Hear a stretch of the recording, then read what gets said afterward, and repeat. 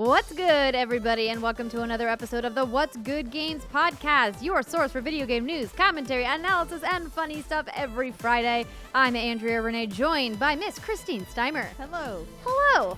And Miss Brittany Brombacher is here. Hello. How's it going, ladies? Good. Sorry. That was like the most meek good.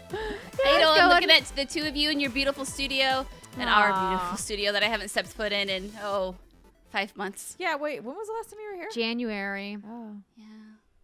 Rip. Yeah. Rip indeed. It's far too long ago. Sipping on I remember some because mojitos. remember the Pokemon popcorn maker? Oh my god, yeah. Wow, that seems like a lifetime ago. It really does.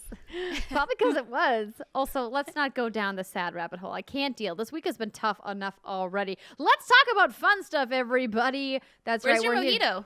It's right here. It's just hiding can't behind my see it. computer. Hiding. So today, Incognito because mojito. it's incognito. Oh, cheers to that. Nice work. Incognito mojito. I was trying to do the robot song and that failed miserably. Sorry. Like I failed you. Toriatigato The incognito mojito. mojito. Yeah. Incognito mojito. Sure, I'll let it slide. Thank you. Yeah, it's Thanks. not our best work. We understand. Thank you so much for being here, everybody. Of course, you can catch us live on Mondays at 11 a.m. Pacific time at twitch.tv/whatsgoodgames, or you can find What's Good Games on your favorite podcast service, or, of course, at youtube.com/whatsgoodgames. And we have a very exciting announcement about a brand new place that you can now listen and watch What's Good Games. We are excited to say that we are joining our friends at roosterteeth.com, the newest home for What's Good Games. Woo! Confetti party poppers. Ooh. So exactly. Where are my little Animal Crossing party poppers? Most of you know that we have been partnered with Rooster Teeth, the Roost Podcast Network, for quite some time now, and we've been in discussions with them for a long time about a way that we could work together more. And they said, why don't you join our Friends of Rooster Teeth section of roosterteeth.com? So if you are already a roosterteeth.com first member, this is a great time for you to watch What's Good Games when you're already over there watching your other favorite Rooster Teeth show. Just for clarification, we are not owned by Rooster Teeth. We are still 100% independent and funded by fantastic folks at patreon.com/whatsgoodgames. But we love working with Rooster Teeth and are hoping to do more collaborations. Speaking of which, Brittany and I recorded an episode of Good Morning from Hell this week, which was super fun. So thank you so much to that team for inviting us on. That episode is going to go live sometime in June, and we look forward to hosting those guys here on What's Good Games as well. We'll have more details once we get a final date for when that episode is going to go live. Brittany, I thought I was going to murder you by the end of that. You were being so mean to me. Well, you weren't. Your character was. But we don't want to give anything away. The episode's pretty funny. But I wanted to let you guys know that we are excited to be joining roosterteeth.com starting June 1st. So just a few days away. I mean, if you're listening to the show, yeah, it's 2 days. Yeah. It's almost It's there. that Monday. We do have a fair amount of people that listen to the Friday show on Monday, but now that people aren't commuting, maybe those people aren't listening on Monday anymore. Who knows? It's still Monday. Who could say? Yeah. Speaking of websites and streaming, you guys may have seen on Twitter that I've been watching The Lord of the Rings Extended Edition. Yes, in case you guys missed it, I am going to be doing some special segments for our friends at Kinda Funny for their in-review of The Lord of the Rings, the Extended Edition. So my first segment, of course, is on The Fellowship of the Ring, and the second segment will be on The Two Towers. Yep, you guessed right. So I wanted to do a watch along with you guys. So this Saturday, know that there's not a lot of notice, starting at 9 a.m. Pacific time, because I have to start early because it's a long movie. Yeah. And I had several people in the European regions request to be included. So 9 a.m. Pacific time at twitch.tv/whatsgoodgames is where we're going to be doing a stream along. If you watched our Mortal Kombat stream along, it'll be like that, but a little bit more chill. Not going to be doing bingo because it's a long movie. We're just going to be hanging out. It'll be breakfast time for me here on the West Coast. But if you guys want to join along, please do join me on Saturday morning. Is that June 1st? No, that's May 30th. May 30th. That's when I move. Yeah, Steimer's moving. I'd put that in announcements, but you know, it's not really. You don't need to know about it. It's fine. Thank you to everybody who has gone to whatsgoodgames.com/store and purchased our new Love Pride shirts for 2020. As a reminder, all of the profits are going to GLAAD, the Gay and Lesbian Alliance Against Defamation, who is doing fantastic work in the realm of video games. We're happy to be partnered with them for the second year running with our Pride merch. So if you guys haven't checked it out yet, we have a ton of different offers that you guys can take advantage of. And we've also slashed the prices on literally every other piece of merch in the store. So if you've looked previously and you're like, I don't really feel like spending that much money on that piece of merch, well, maybe you'll be pleasantly surprised by the price reduction across the board. But of course, the Pride stuff is a little bit more expensive because, as we mentioned, all those profits go to a great charity. And we're almost sold out of pins. I thought they were going to go this week, but we have like a handful left by the time the podcast airs. We might not have any. So if you missed out on the Defenders of Video Game City pin from our anniversary stream, there are just a few left. And thank you to everybody who's purchased them so far. And I appreciate your patience knowing that shipping right now is real tough. But I promise you, I see your orders and you will get your pins. Okay, that's enough of that. Brittany. God, I got something. Well, in my while throat, you are yes. coughing, thank you to this month's Patreon producers, Chewy, Godson, Alex Rigopulus, Faris Attieh, Mohammed Mohammed, Marcus Brown, Punkdefied, and Mully Bittner. And welcome to our Patreon community. Kyle Necker, Lord Navarone, Kobe Cat. These names this week are great. David Olif, Latif Charleston, Matthew McDonald, Dustin Toby, and Mark Subotnik. Ooh, it's like Dr. Mr. Robotnik. Subotnik. Doctor. Anywho. Is it Mr. Also, or is ladies. it Doctor? I don't know. Dr. Robotnik? It's Dr. He a Robotnik. doctor. Yeah. But He's like a doctor. Subotnik. No, But there's a different Nick that you're thinking of, and I'm trying to think of it too, and it's escaping me. Saint Nick? No, well, I mean, he's, Ho, ho, ho. he's there too, but he's not quite. We don't need you yet. We got like another 6 months till you need to roll It's around. not even the middle of summer yet. Brittany, what about those podcast reviewers, eh? Because of hey. our amazing 5-star reviewers, What's Good Games broke the Chartable top 200 across the U.S. for the first time in our history. That's pretty darn exciting. I'll cheers to that. Party poppers. Heck yeah. We beat out Bob Saget, everybody. Yeah, beat that. Bob, wait. Danny I was saying Tanner. beat that. Beat. Yeah. That's the name I was looking for. Yeah, Full House. America's dad. Everywhere you go. One of America's many dads. Exactly. Okay. Thank you, Neo Simkin. And I know you guys are just doing this on purpose. And Digfus. It's Thank just you. a bunch of consonants. That was a little weird. And then we have Rich Ioza, and they called it Wine, Whiskey, and Totally Accurate Accents. And then the body of the review, I was told there would be cake. Ooh. Well, Rich, the now cake. I want cake. Why Dude, did I you had do that? the best ice cream cake for my birthday last week. Ice cream cake Ooh. is one of the best kinds of cake. Oh, God, I would bang it if I could, but that would be weird. And then we have a don't think reviewer you'd get from the same number kind of one pleasure out of Pack it. fan. And then CCJ. I'm assuming you're being hip and cool with a J4Y, and that's supposed to spell J. So thank you, CCJ. That's what we call leet speak. Leet speak. And then, ladies, I have a new game. Now, I don't know if this Ooh. new game is going to happen every week, but this week it has been birthed. It has begun. It is called Is This a Compliment? We got a review. Okay, I already like it based on the title. We've definitely Okay. had multiples of these in the past, for sure. Yeah. Yeah. But now it's like an official thing. No, I love it. I love it. We got a review from Izur Kokenhan. And this person gave us 5 stars. So just a preface, a 5-star review. It's called, this review says, Simple yet luxurious.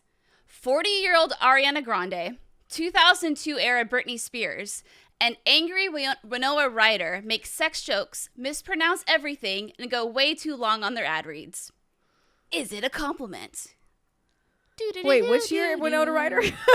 Didn't say. Didn't give Winona Ryder a year, but apparently I'm 40-year-old Ariana Grande.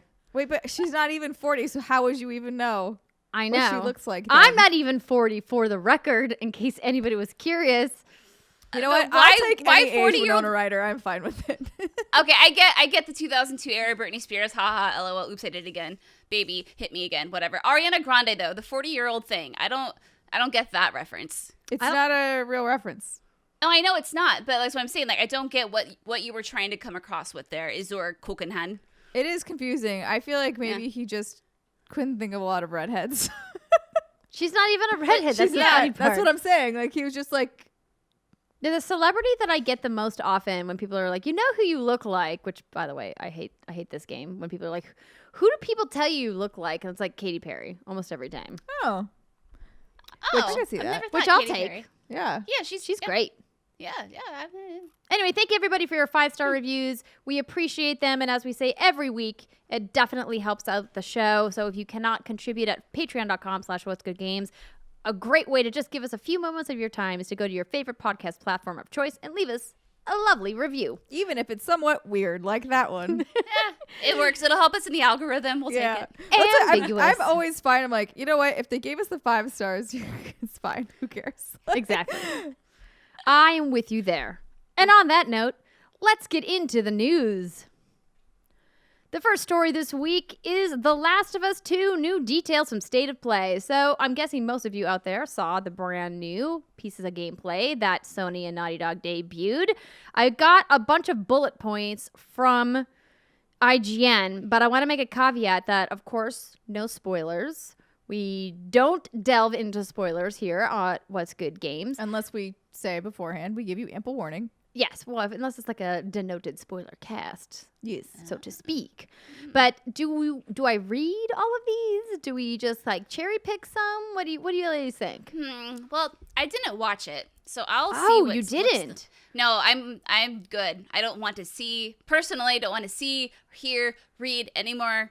Anything that has to do with The Last of Us 2. But Okay, this is part so of my job, do you so now I have to. No, but like this isn't story related. It's all like gameplay related and combat related. So can I read that stuff? I feel like that's fair. Of course, yeah. Okay, so The Last of Us Part 2 picks up several years after the events of the first game, after they settle in a relatively peaceful Jackson, Wyoming.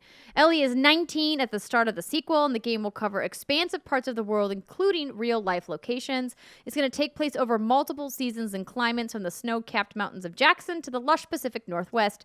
Naughty Dog has put into great detail to recreating real cities that the maps are based on. Seattle will be another location that Ellie visits on her journey. Along with jumping, Ellie will be able to use ropes to traverse more open and expansive maps and find hidden secrets. Naughty Dog says The Last of Us Part 2 will be some of the biggest the studio's developers have ever created. I believe they mean the maps there, the open world areas. Horses and boats will also help Ellie traverse the larger maps. The physical advantages that come into playing combat is that she's more agile than most enemies and can dodge and counter enemies during fights. Because of the large map size, Ellie can use the environment to her advantage or avoid combat instances altogether. Allies will sometimes join Ellie during combat encounters and other parts of the game. Oh, excuse me. Allies will join Ellie during combat encounters and other parts of the game. Ellie can also take down enemies with the help of friends and fight off clickers as a group.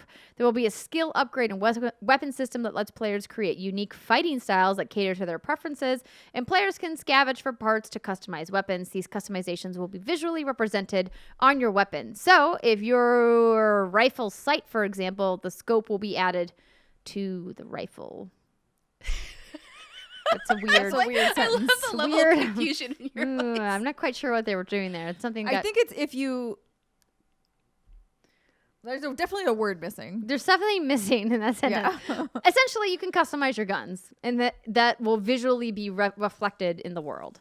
Whereas some games don't bother like changing the models of the weapons. If you add modifications to them, they're saying they will. You'll see a difference in the gun. So some really good feedback. If you guys want to watch it and you don't want story stuff spoiled, I would recommend watching like the first 10 minutes of the presentation, because it gives a great overview of how the combat system work together. And I think it'll be really helpful for you going in after having played this and being very frustrated because of the difficulty wall. If I had watched that trailer with the soothing tones of Neil Druckmann give me guidance on how to play, I maybe would have been more successful in my demo time.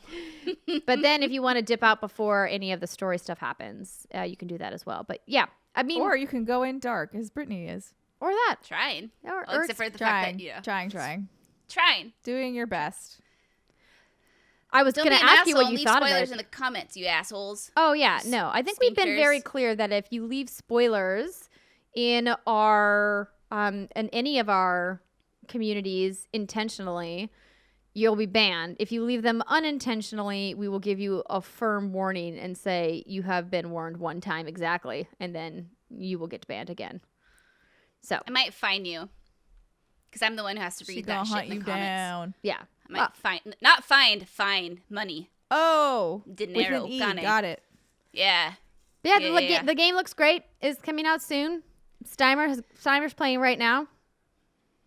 Yep, June 12th. Yep. That's How's it. that controller doing, Steimer? The controllers, I don't know. The controllers with the PlayStation gods now. But It's gone to a better place. it's fine though because Andrea gave me a couple of her backups, so now I have 2. So Yeah. even if one of those tries to, eat it, like I've got another one ready to go. Exactly. Yeah. Just make sure you charge them both.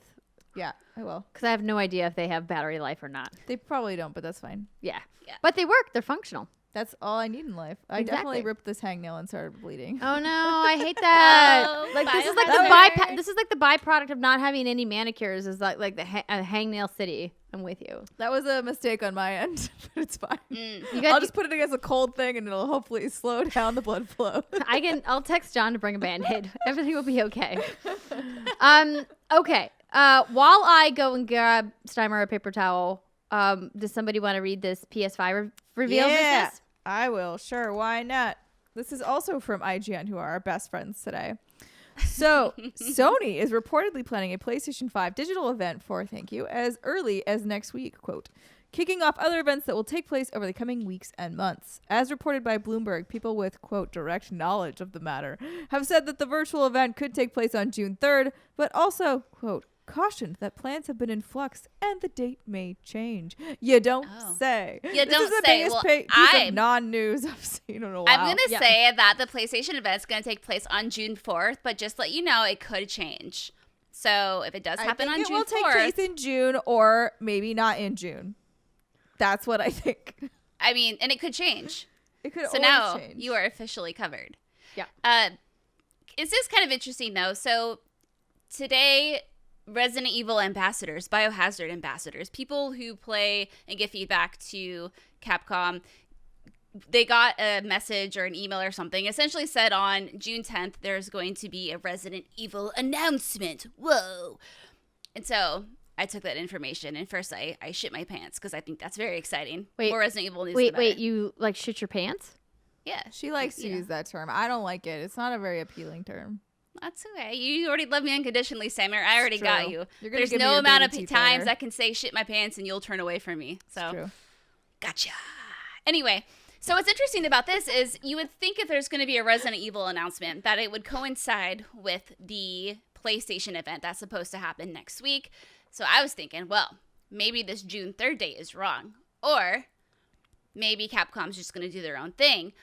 Or maybe, and this is the little piece I kept forgetting about, Microsoft is still supposed to have an event in June at some point for their, what's it called, like Inside Xbox 2020 event. I think, Andrea, you and I covered one on What's Good Games Live, or is that the thing we streamed? I think that's what we streamed. Live streamed. Yeah, the Inside Xbox episode. Yeah. Yeah. The one where Yeah. where they were talking about their global partners launch titles for Xbox. Yes. And so the rumor Series for that X. event I like is that blanked that on the event name is for a second. It's the Wait. sex box. Oh yeah, the sex box. That's right. Oh goodness. The rumor about the Inside Xbox 20 whatever the fuck is that it's supposed to take place on June 10th. So, if that's the case, maybe this Resident Evil thing is going to happen during the Xbox event, but you think it would make more sense if it happened during the PlayStation event. So maybe we're going to get a tease on June 3rd. I'm just looking too far into this because that's yeah, what I was about do. to say you're kind of like diving into the rabbit hole here. Well, this is what I do though. It's Resident Evil, you know what I mean? But Yeah. anyhow, How just a little upset bit are you extra going to be info. when it's like, it's DLC and you can play as Tofu? Are you going to be mad? Cyber, How mad are you going to be? No, I just appreciate you so much. That wouldn't happen, I don't think. But what if it did? Hey, you're If over it here did, okay, let me theory put crafting all myself sorts of in that other place. shit. I could theory Like, craft. so, I mean, do you think that Capcom would rather do a standalone announcement than tether to PlayStation or Xbox's upcoming console reveals? I don't think so. I don't think that would be the smart move. Why So not? why- You've now why- have E3 is blown up. There is no more E3 in the traditional sense. So it's anybody's game. At this point, it's wild, wild west. Capcom can kind of do whatever they want, and I think it's not unreasonable to assume that they could just have their own reveal on their own day and feel like they're having their very own pie all to themselves versus having a slice of a pie, which is what they would have if they were at a Sony thing or even at an Xbox thing. So I feel like it's not unreasonable to be like, yeah, they would want to do it on their own. Well, we were talking before we started recording about how confusing it has now become with the dozens and dozens of different shows and live streams. This is what happens when the ESA fails to unify everybody under a single digital event banner. Everybody's like, I'm going to do my own thing. And then it becomes chaos for the consumer to follow along. Britt and I were trying to put together a stream schedule for the month of June. It's on our to-do list. So we're like, let's sit down and look at when all of these things are happening. So we How'd can that go? So we can let you guys know when to come to our Twitch channel and watch along with us. And we had a heck of a time trying to figure out what the times were for everything, what the actual meat of the announcements were going to be. Because some of these are like 3 hours, 4 hours, 6 hours, 90 minutes. This thing's only 20 minutes. And we're like, oh my gosh, it's just so confusing to know what is worth tuning and what's not. And of course, every individual publisher is going to say, well, all of it is tune in. All newsworthy. And that's what really the E3 press conferences functioned as. Like, it's easy for some people to sit back and criticize the big publishers for their E3 presence or to criticize the ESA, but they corralled everybody in a way that made it much easier for consumers to get content they needed in a short amount of time. And now we're talking Summer Game Fest is a calendar for like 3.5 months of content. It's just so much to keep track of. That you just don't, and you forget it happens, and you wait for the good stuff to hit your Twitter feed, and then you just roll on with your life. But like, that's an interesting point. No, you're not wrong, but that's the problem though, right? Is that like now a lot of the people who would have maybe struggled without having that are going to be struggling. They're not going to they're not going to get the tune in, and that they're going to be a blip in someone's Twitter feed, and then if you miss it and it doesn't get high enough in the news feeds of everybody else, like it was a waste of time. So let's say this June 3rd thing is real. I think it's an interesting point you brought up, Andrea, because like if you're looking at it from an E3 perspective, we would have already had the date of their press conference, right? We would already know exactly when we were getting this PlayStation news. This is a week away. And we don't know if it's real. Like, that to me is wild. Like, that they'd be like, you know what? We're just going to tell you about our shit tomorrow. Do you want to tune in? I don't know. Maybe do, maybe don't. What are you doing? You're sitting at your house. Who cares? Like, it's just like it's a weird time. And I agree with you. Like, as much as I have my particular gripes with E3, what it did do very well was unifying everything and giving you a time to dedicate and focus on the biggest news coming out of gaming. Whereas now it is very hectic and chaotic, and no one really knows what's going on. And not only do they not know what's going on, they really don't give you much time to sit down for it. I think even the thing today with The Last of Us 2, that was announced, like 2 days ago? Yeah. So if you happen to have missed it while scrolling through your Twitter feed, like, so I mean, you can watch it on VOD later, so it's really not that big of a deal. But it's it's just like, oh, okay, you just fuck you then, I guess. I don't know. no, but I'm with you, Steimer. I think that when there's a single individual game, particularly a AAA blockbuster that's highly anticipated, it's one thing. But when Britt and I were looking at some of these schedules, like the New Game Plus Expo, for example, there's definitely publishers that are presenting that we want to hear from. But the thing that we saw is that it was like 4 hours long. And we're like, who can commit to watching a live stream for that long in one sitting to look for a specific piece of news? It's not like tuning into the What's Good Games 3rd year anniversary stream where the shenanigans are entertaining enough for 7 hours of live streaming. But it's like when you don't know what to anticipate and you don't know what you're going to see, it's hard to carve out that much time. And that's just one of over a dozen expos. And now there's been yet another indie expo that's been announced. And it's like we're coming right back full circle to the discoverability problem that video games have overall in the first place. And what E3 E3 was great about. And I feel like I was the only one preaching the gospel of the marketing lift of E3 to be like, consumers look at E3 because it's a dedicated week where they know they're going to get all of the news in one place in one set of days. And now it's like, what's important for me to tune into, what's not. IGN has a thing, Games Radar has a thing, Jeff Keighley has a thing, Kind of Funny has a thing. Everybody has a thing. No, which means that everyone has nothing. Right? Like when everyone has a thing, no one has a thing, right? Like it's just because it's just too much. You just can't focus. It's too much. And I mean, at first, I was kind of excited for this summer. I was like, cool. You know, like announcements every day, hype train, choo choo. But like you guys were saying, it seems like everyone wants a little piece of that pie, and I can understand it. It's everyone's kind of doing the thing. You're like, well, I want a piece of the pie too. But the problem is that, you know, there's those Muppets, man, they really want their pie. Well, Muppets love pie, huh? But you know, you just miss out on some announcements. And like, there's the Cozy Game Expo yesterday or whatever it was called. I can't remember. Which I think in theory is a really cute idea because like, hey, we all need some feel good games. But apparently there were 50 games shown during that. And I didn't have the time to tune in, nor have I had the time to catch up on all 50 of them.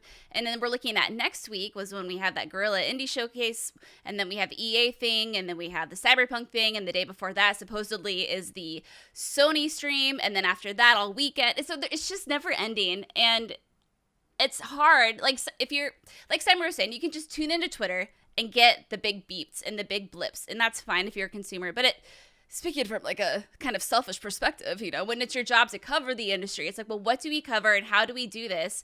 And since there's only 3 of us, how can we dedicate our team in a way that can give everything the coverage that it deserves? But that's just not physically possible. And anyway, it's a thing. Yeah, I think I'll be curious to see how sites like IGN or GameSpot do this year, in particular without the E3, because E3 every year when I worked at IGN it's insane the amount of lift that you get, the amount of eyeballs going to your site for that particular thing. And now they don't have it. And not only do they not have it, they don't have any other sort of unifying thing like Andrea was talking about. Mm-hmm. So it's just people like kind of all looking at each other waiting for someone to go, right? You're just like, is it yes, no, are we doing this now? Yeah. And I think it's actually more akin to like now.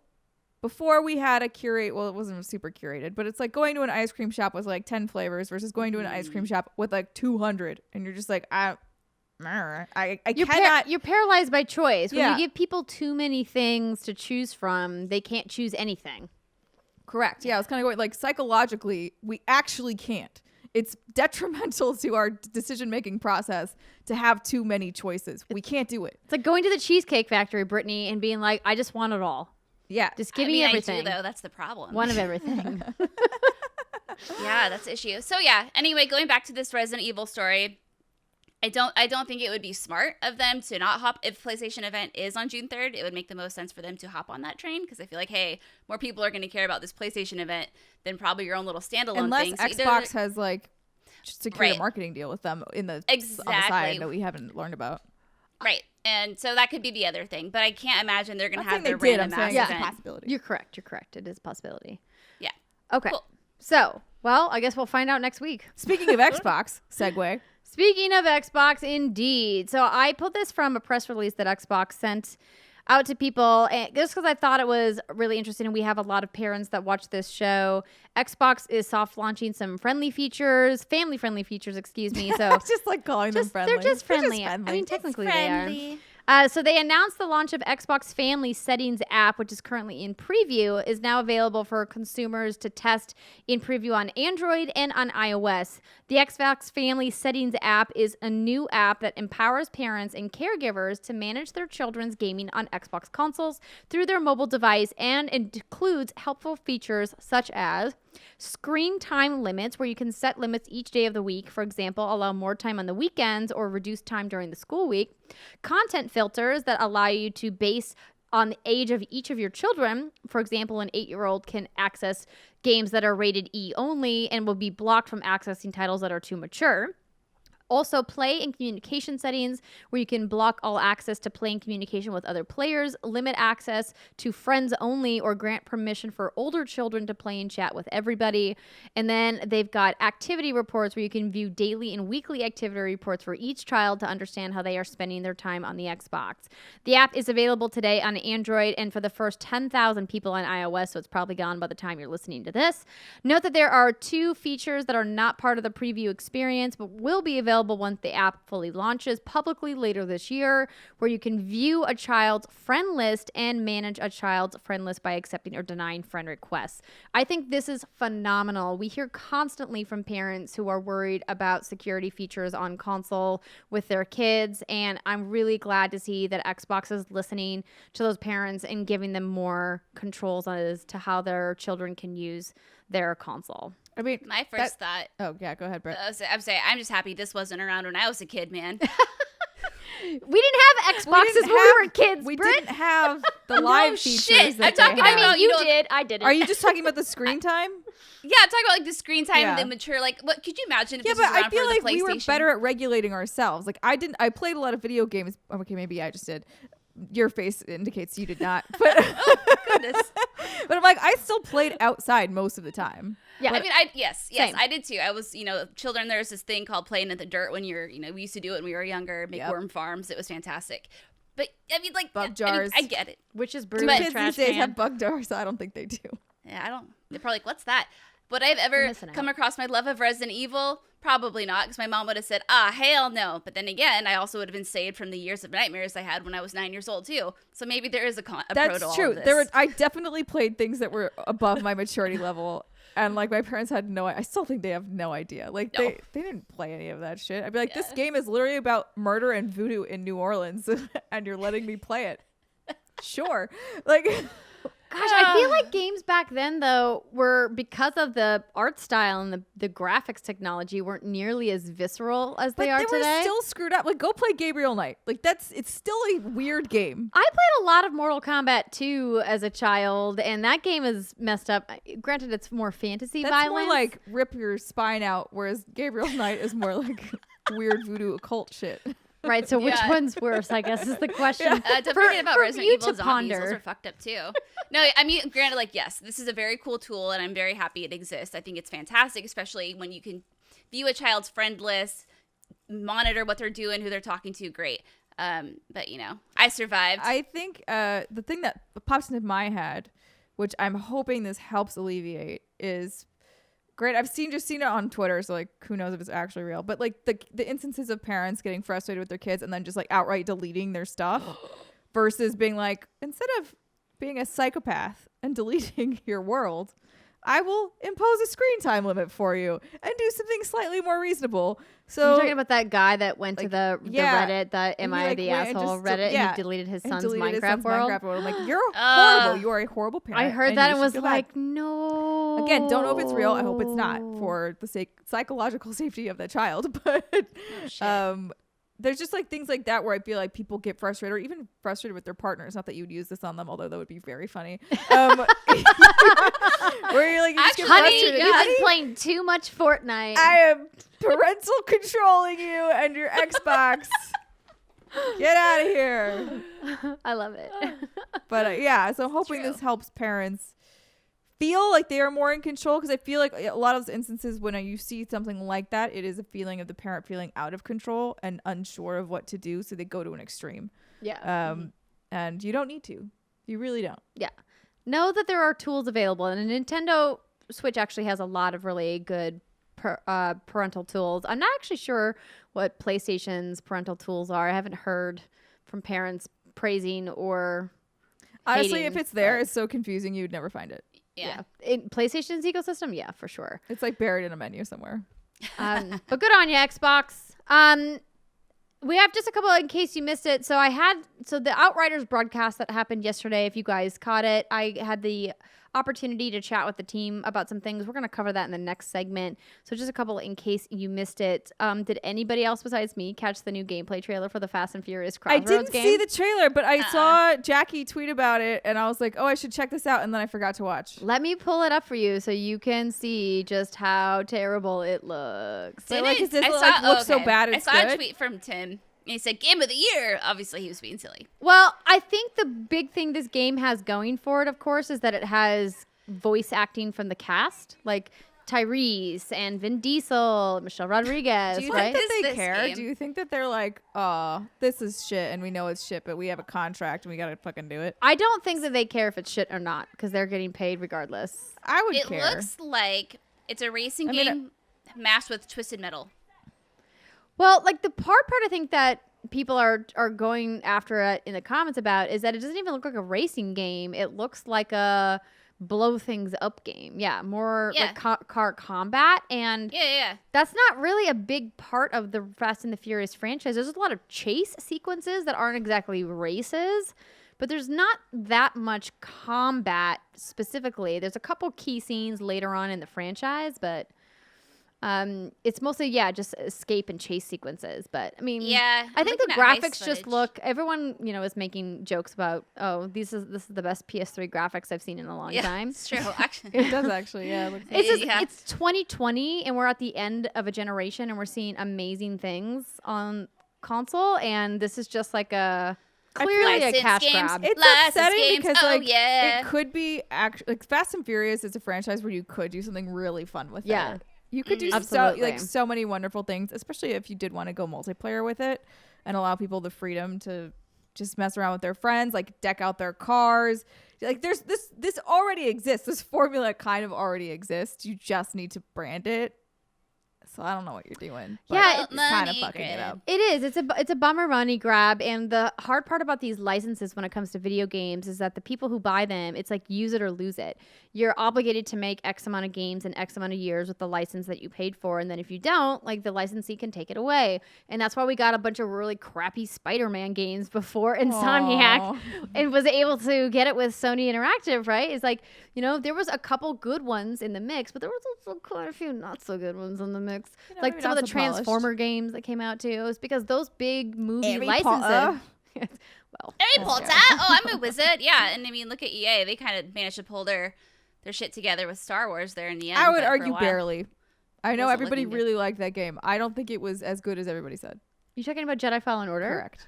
I think it was a Oh. good game, Saucy hot take. but I don't think it was. I would say it was wasn't- a good Star Wars game. It's not like, oh my god, best game ever. I agree with you, but for a Star Yeah. Wars game, I think it's pretty darn good. Yeah, but again, the bar is fairly low Oh wow, you think the for bar? Star Wars games. Now we're going off on a tangent. Okay, yeah, I was sorry. like, Yeah, I don't want to go I off mean, on a I tangent. agree We with have you, so much Steimer. to talk about. Yeah, the bar is low, but it was still pretty good. Like I feel like the bar. I'm with. Okay, yeah, no, I'm with you on that. Britt. I'm with you on that.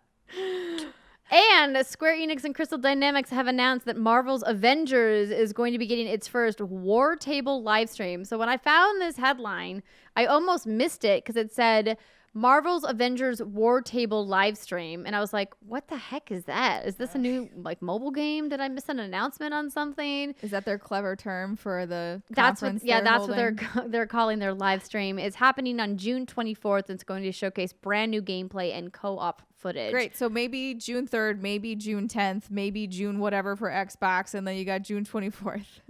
Help. Mark your calendars. Marvel's Avengers. Oh, and that's oh my god. Yeah. Uh-huh. There's so many more. We'll talk more about Square Enix in our Magic 8 Ball predictions part of the show. But for now, we're going to take our first break. When we come back, we're going to talk about what we've been playing, including some dungeon running in the Craft of Mines. I was crawling, not running, Andrea. Thank you for that correction. We'll be right back.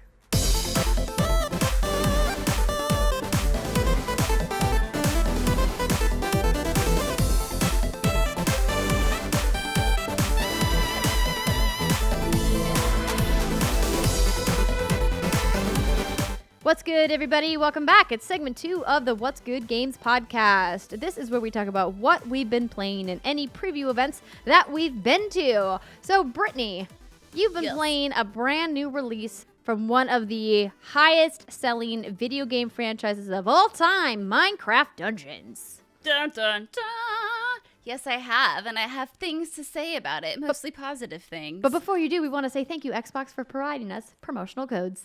Thank you. Okay, so Minecraft Dungeons is... I'm not going to talk like that. I still have my voice from that little bit we did. Because Minecraft Dungeons is so much better at the Valley Girl. Minecraft Dungeons is described as an action-adventure game inspired by classic dungeon crawlers and set in the Minecraft universe. So this game is on PC, Switch, PS4, Xbox One, and of course it's on Game Pass. So if you have that little dilly-dally of a Game Pass, you should absolutely use it. Otherwise, it's $19.99 for the base version, or you can get it for $29.99 for the hero version. You get a cape if you get the hero version, Steimer. You get a cape. But will you play with me is the question. Will it what? But would you play with me is the question. Oh, probably not. I've already finished it. Sorry. I mean, hey, at least you're honest. It's true. Transparency matters. I legit don't care. If you're honest with me, that's good. Yeah. Don't bullshit Steimer. Yeah, don't bullshit me. I will not enjoy it. It offers, like Steimer was saying, co-op, so you can play 4-player local or online. I don't think you can mix and match the two at this point. There's no online matchmaking, and there's no cross-play, but the team is hoping to bring that to fruition via a free update patch in the near future. Okay, so here we go. So when you start the game up, you have 28 skins, and these are not skins that you can modify in any way, shape, or form. They're just kind of there. So hopefully you can find a skin that you like, one that is representative of you. But there is nice little variety. And then there are 6 at the very bottom that are locked behind DLC. It says like DLC, which is a little off-putting, but there we are. So there are 10 missions, and there's another, like, speaking of DLC, on the map, there is an island called the Island Realms, and it says, this portal is currently closed. The island maps and 2 brand new adventures will be available for purchase soon. So DLC, so obviously this game is going to continue to be supported. Press F. But, yep, at the base of it, it is just good old-fashioned dungeon crawling. So like I said, there are 10 levels, and there's swamps, and there are deserts, there's a castle, there's a mountain forge, etc. And I have to say, this game looks really, really pretty. It's kind of weird to describe Minecraft as pretty, but it is. The lighting is really good, and also the sound in this game is excellent. We were playing, so Jason and I played split screen co-op. Well, actually, it's not even split screen, it's local. I mean, sorry, it's local co-op, but there's no actual, like, split screen. Like, your characters share the screen. You have the whole screen, yeah. You have the whole screen. Kind of like Lego, right? Where you're together on screen. No, but Lego will go split if you get too far from your other character. It will. No, it won't split if you get too far. One of the characters will be warped to you, and I think it's just the character who's, like, the lead, who's leading. I'm not sure exactly what that means, because there are only 2 occasions when that happened with us. So either way, you will get warped to your partner. You guys are good co-op partners at this point. You have a keen understanding. You know, that's what we do. So where am I at here? Okay, so yeah, like with any dungeon crawler, it's get from point A to point B. Sprinkled in there are going to be some objectives like turn on the torches. I don't think that's an actual mission, but that's an example of something you have to do. A little bit lame. It's really simple, really easy shit. You search the map. There are chests to find. There are extra emeralds to get. Which but how many capes can you find? What is the variety of capes? The capes. You know, I never even found one cape. So, because your armor is just one full suit of armor. You don't get to customize. Oh, that's true. I forgot. Yes, Minecraft. Yeah, but it sounds like if you get the hero edition, you get a cape, which I don't think, obviously that's the code that was given to us, was the hero edition, so I didn't use any of that stuff, but yeah, fair. What it is. Yeah. So you're exploring and you'll come across a chest, and this is kind of like one of the gripes I have, is there are a lot of off the beaten paths ways you can go, and generally, you know, you get rewarded with a chest or something cool like that, but oftentimes you're not, and it's kind of weird. You just get turned around? Yeah, you just like get to the end, yeah, and they're like, oh, there's nothing here. I guess I just have to turn around now, like you said, because it's, you know, think of like a typical dungeon map where it's like, okay, but there's like there's not even like a coin or something. It's just empty. Oftentimes, no. Yeah, I would say that's lame. I would say like half the time there's nothing there. Maybe even less than that. Maybe like half the time. Even Diablo, if you went down some random tunnel, you'd find something. You'd find something. So Minecraft that's one of the gripes Dungeons I have. is preparing you for real life. Oh, wow. Too real. Wow, and that's why it has the kiddish approach, the graphics, so it attracts the to make children. it light and fun. But you know what? No, this is a real ass game. Life lesson. All that kids. effort Sometimes you you put go into down the it. wrong path, children, and you just have to turn around and go back. 50% of the time you go despite- down the wrong path, children. And Honestly, that's despite not all the far effort off. you put to get somewhere, sometimes there's no reward waiting for you. Correct. You don't always Ah. get rewarded for your time. Wow, Minecraft, man. Shit. At least we're gonna have a generation of tough ass kids. Yeah, those kids will be much better off. So let's say you do come across a chest or whatnot. The chests themselves will spawn anything from weapons to armor to artifacts, which I'll talk about in a second, but they are assigned drops. So you don't have to worry about fighting over loot if you're playing with someone. The issue with this would be sometimes the balancing seems a little off. There are times when I would get 3 or 4 drops in a row, and this also is the same case when you're fighting enemies. So let me back. So when you open up a chest, each character is guaranteed to get something. When you're fighting enemies, the drops are random, but they are assigned. So there was a time when I got like 3 or 4 bows in a row and Jason got nothing. And he was like, that's stupid. And I said, Wait, hey, can bitch. you give him any of your stuff? 'Cause No, you cannot No? share loot. Aw, bummer. Yeah, so there's no loot sharing, which, I mean, in a game like this, it's like, I would okay, also, I'm well. with Jason. I'd be like, this is bullshit. Yeah, he was kind of upset about it, but it was pretty funny. And then as far as healing goes while you're dungeon crawling, you get 1 potion, but it's the kind that it auto, or what am I trying to say? It's on a cooldown, so you don't have to worry about refreshes. collecting. Yep, and then there's food items you'll find that will replenish your health over time, so that's also from a drop. So you don't have to worry about carrying hundreds of potions with you because that would be annoying. All right, so that's the dungeon crawling side of it. So when it comes to character customization and the gear you can have, imagine your little sprite character, and then above them on the menu, you have 3 boxes. One of them is for a melee weapon, one of them is for a ranged weapon, and then one of them is for a suit of armor. So when it comes to the melee weapons, it's more or less the same kind. There's like a nice variety, maybe like, I don't know, 7-ish or 8-ish different kinds of melee weapons, like a sword, an axe, a cutlass, daggers, etc. But do they play differently? Do they play differently? Like, or are you always doing the same Yeah. animation? So there's like a speed difference. Obviously, bigger attack arc. with arc. Thank you. That's what I'm looking Hitbox. for. But where they really vary is the enchantments, I think is what they're called. Let me look here. Enchantment. Enchantment. Okay, good. I'm good. Get there. So good. And so how the enchantments work on the melee and the range. And the range, okay, before I get to that, the range are essentially your crossbow, bow, and arrow. So there's different kinds you can get. You can get a really strong crossbow that has like a 1 shot, or you can get a bow that shoots 3 arrows at once, and maybe it'll sound like a harp when you shoot because that's just what it does. It's really cute, Yeah, why actually. not? There's some bows in there that sound like a harp when you shoot them. It's like So "Ba-ding." pretty. Isn't murder fun?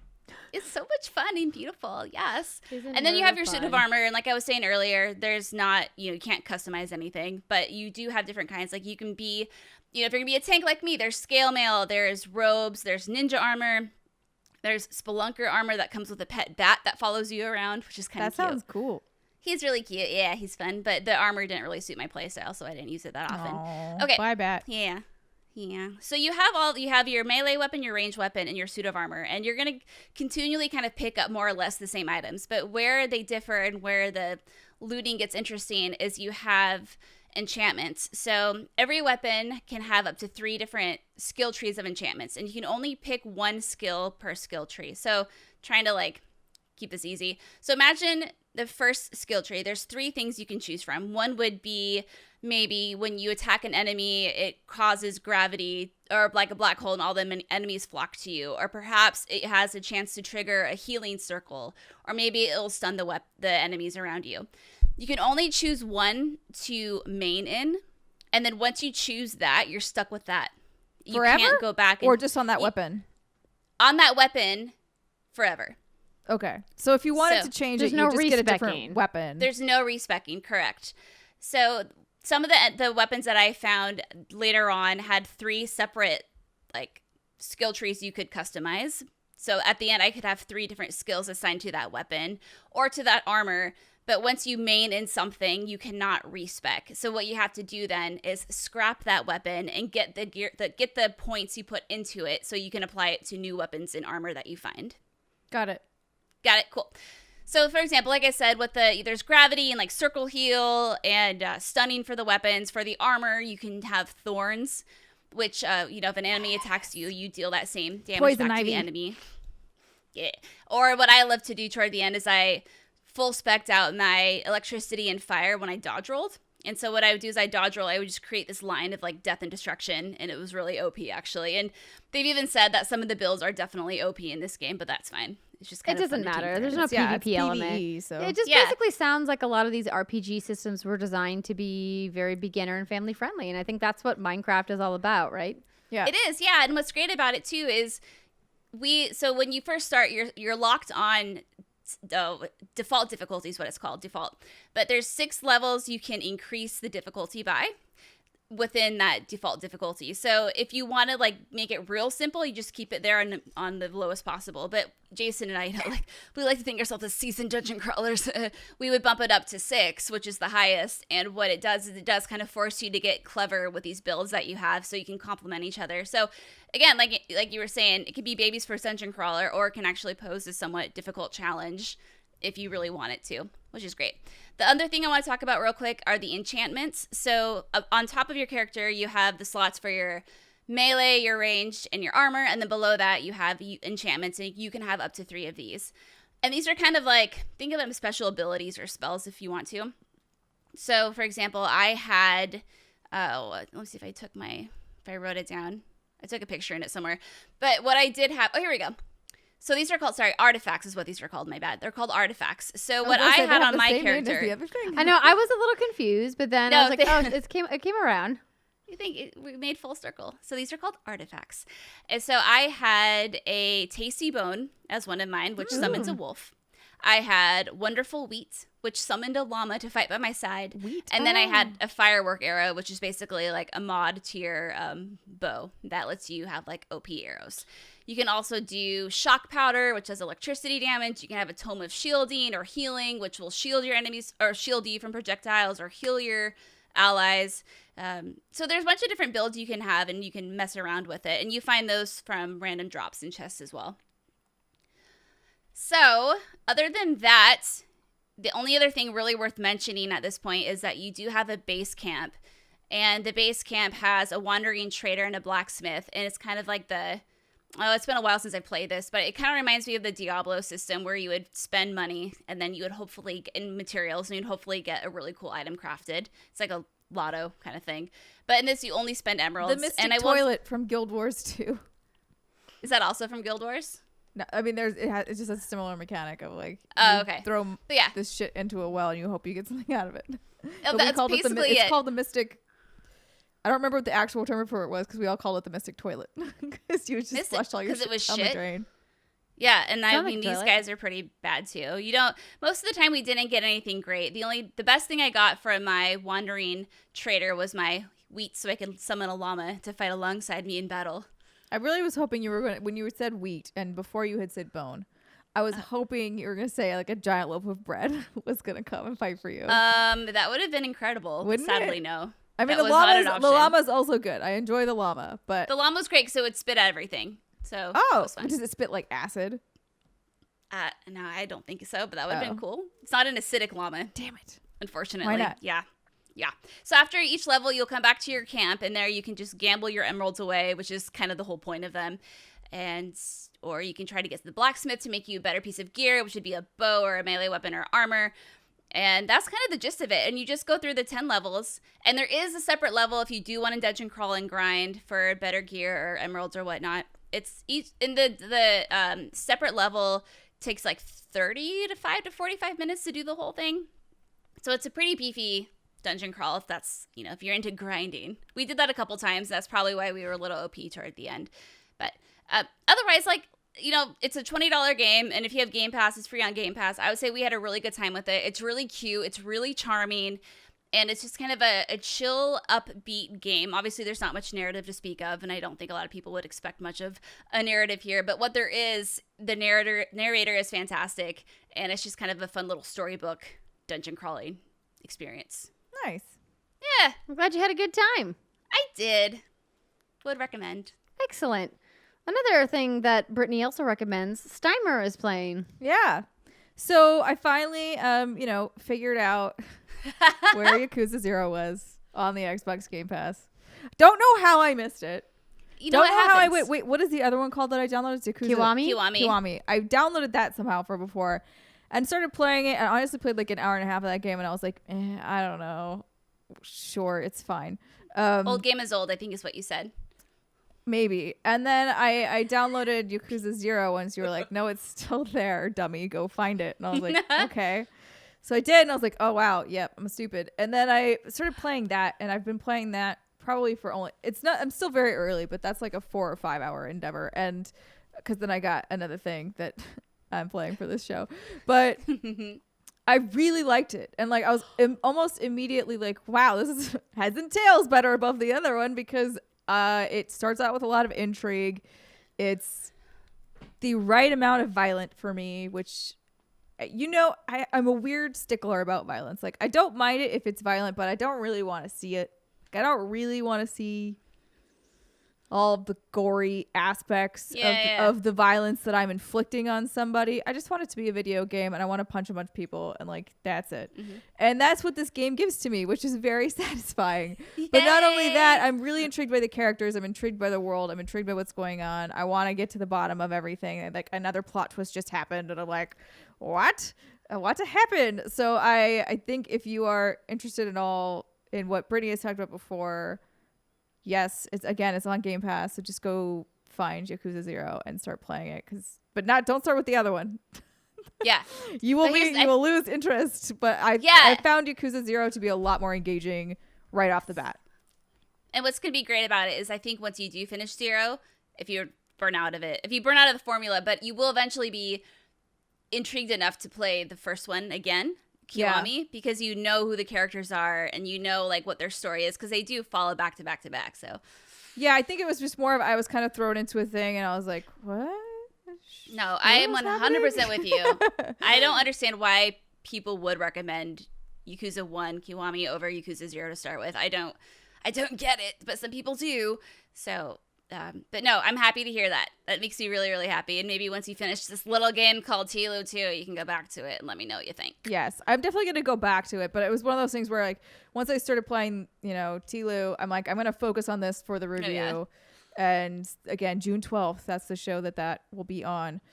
But I didn't want to hop back to Yakuza. I was just like, Yakuza will be on pause, and then I will come back to it afterwards.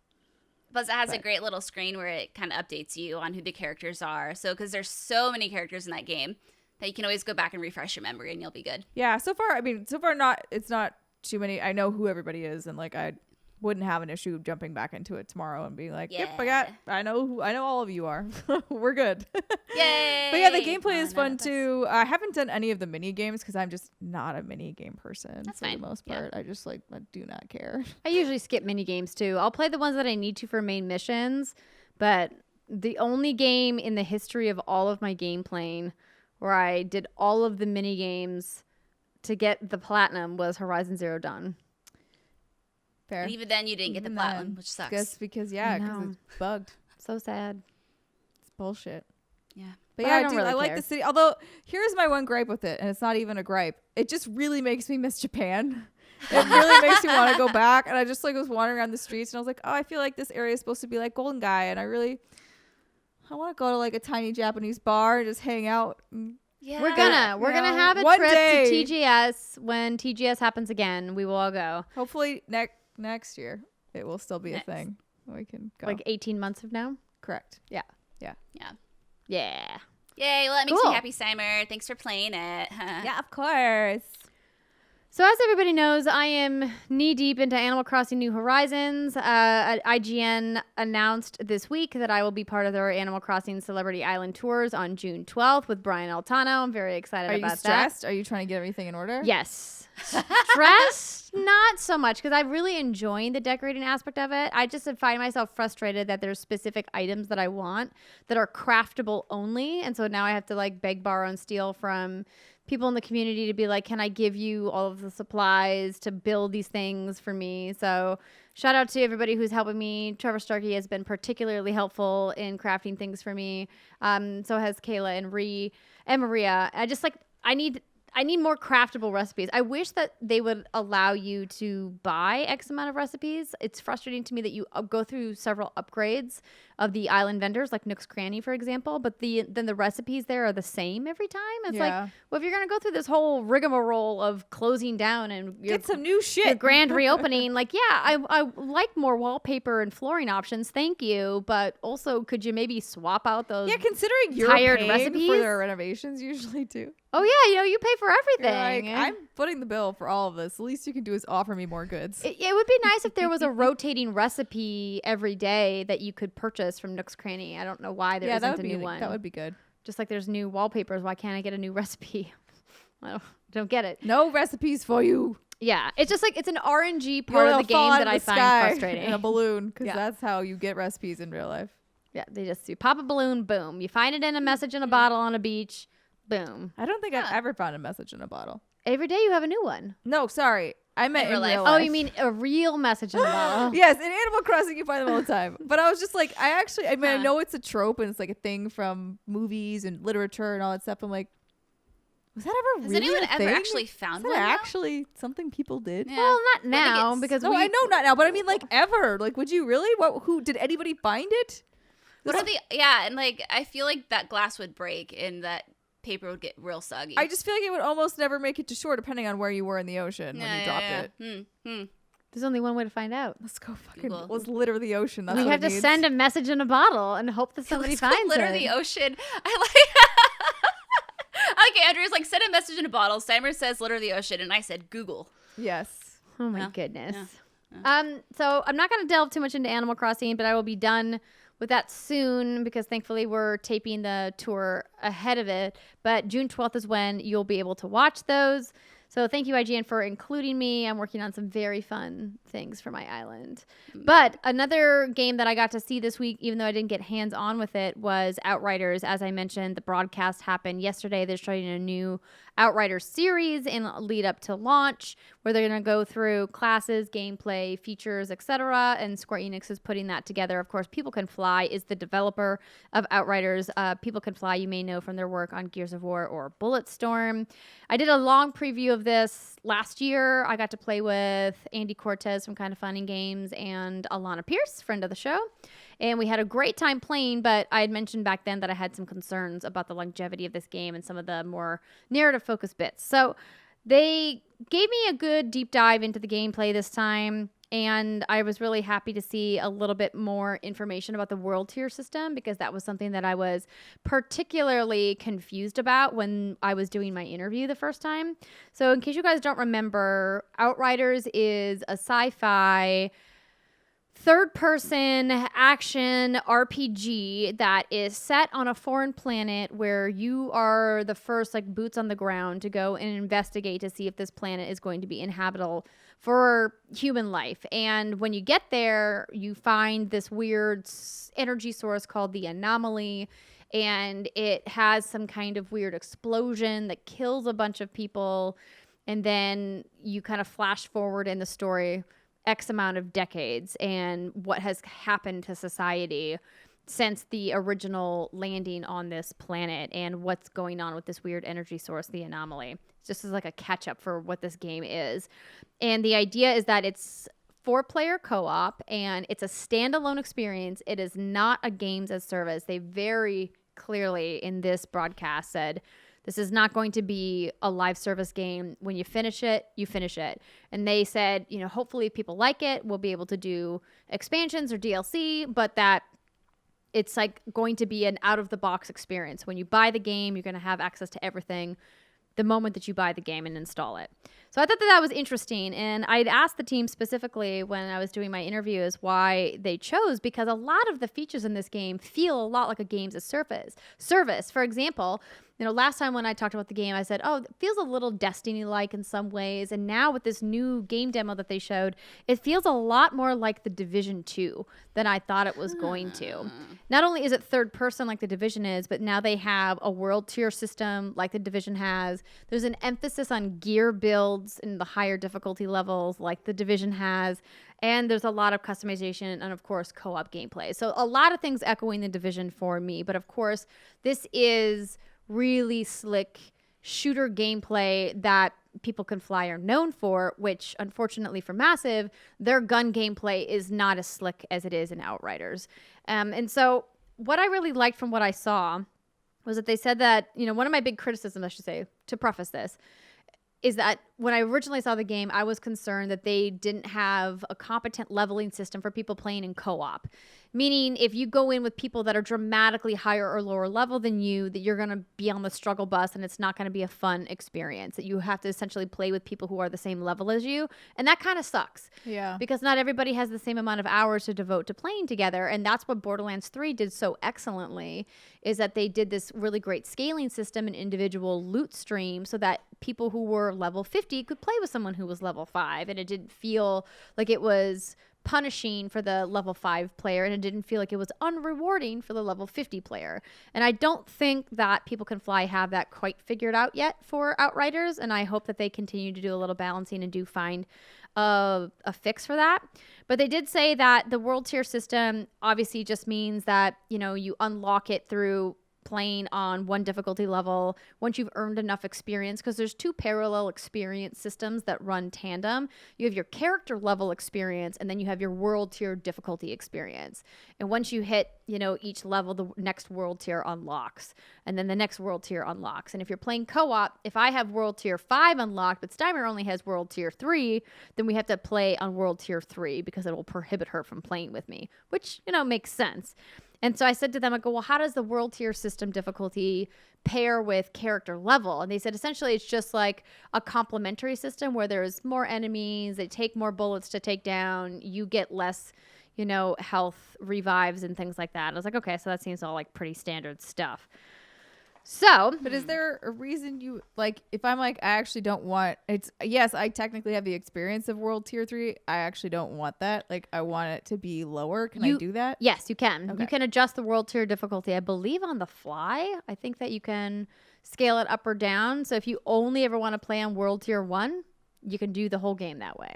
Cool. So I think that that's good too. And so they showed me a little bit of co-op gameplay of the Pyromancer, which is the class that I played. So they have 4 classes, and they've only shown a couple of them. I think the first 3, the 4th one they haven't announced yet. And they talked more about the Trickster, which I'll get to in just a second. But the community manager, Robbie, who was playing on the stream that they have of gameplay, came in with like a full legendary gear set. So I was like, okay, cool. So now we're talking more RPG language. What does it mean to have a full gear set? Are there going to be gear sets to chase?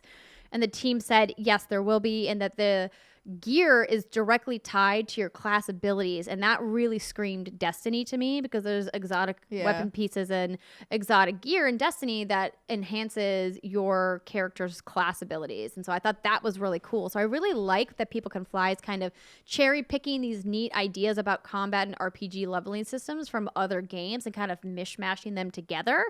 And I think the game has potential to do something really unique and really fun, as long as they can keep the loot stream rewarding. Because when I first talked to them, and they didn't really get into this in this broadcast, it didn't seem like there's a lot of opportunities for loot chasing, because it's not a live service game. They don't want to add too much grinding in the game, but there are ways to grind, they said, if you want to go back to missions and play them There's over. a little bump and grind.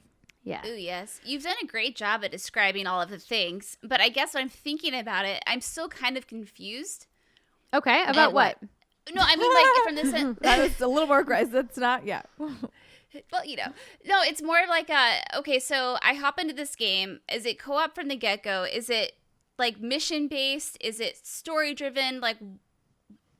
Yeah, so to be clear, it's not, I'm not saying like you have, like I said, I prefaced it with you've done a great job explaining it. It's more of the what am I trying to say?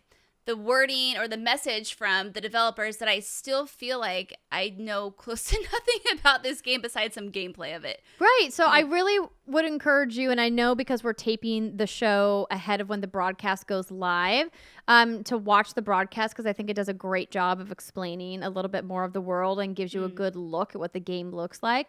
So it is mission based, and they are really proud and are very much trying to focus on that it's narrative driven.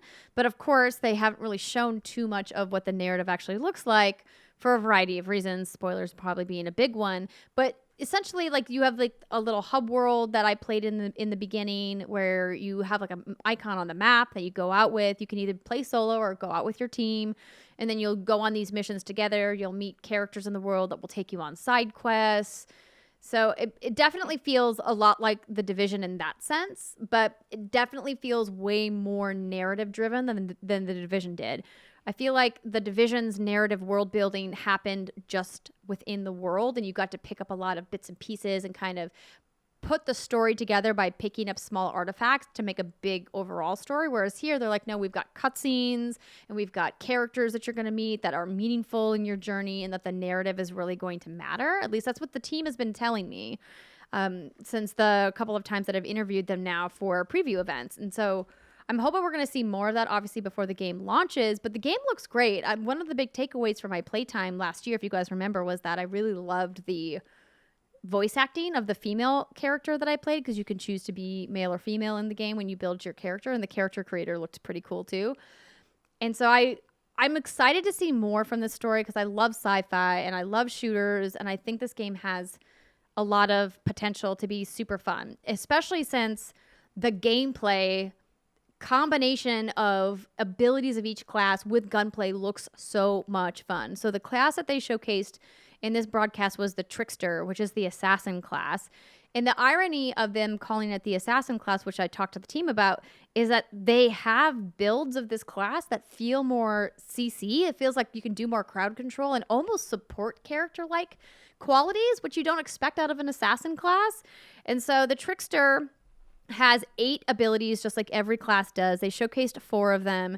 The kind of bread and butter ability that they talked about was called the Temporal Slice, which essentially allows you to do this sweeping like slice move with a weird generated blade. And if you slice through a pack of enemies, it slows them all down, allowing either an escape or allowing you to deal damage while they're slowed.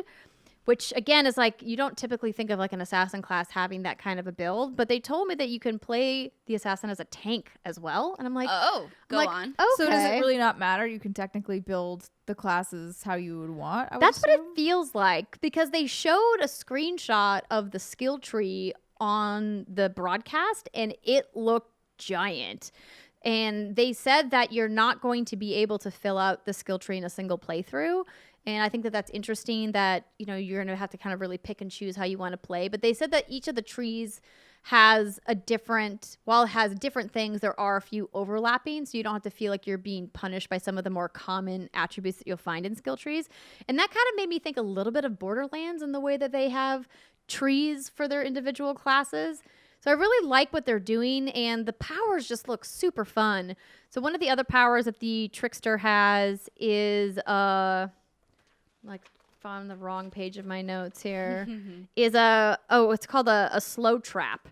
And so essentially you're putting down like a bubble, and then all of the enemies inside the bubble will be slowed and they'll take damage, so that allow you to escape. So if you have a teammate, for example, who gets downed in combat, you can go over to them, like drop the slow bubble on them. So if enemies come up to melee you while you're reviving, it'll slow them down so that it gives you time to do the revive.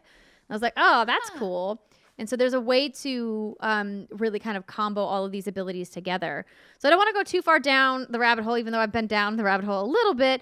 But I thought it was a really great demo. And they also showed that they're offering extensive UI customization, which we don't see very often, where they're going to allow you to remove very specific elements of the HUD and then add them all in if you want. You can take a lot of them away if you want a more clean experience. And while a lot of games offer HUD customization, I have yet to see a game offer HUD customization that's this specific on console specifically. I'm sure that there's plenty of PC options for that. Sure, yeah, you can mod a lot of stuff. But I thought that was really cool, because HUD is something that I personally like. An active HUD, I like all of the information. While I know some other people, like, I want to feel like I'm driving a spaceship. Exactly. Ooh. Give me all of the numbers.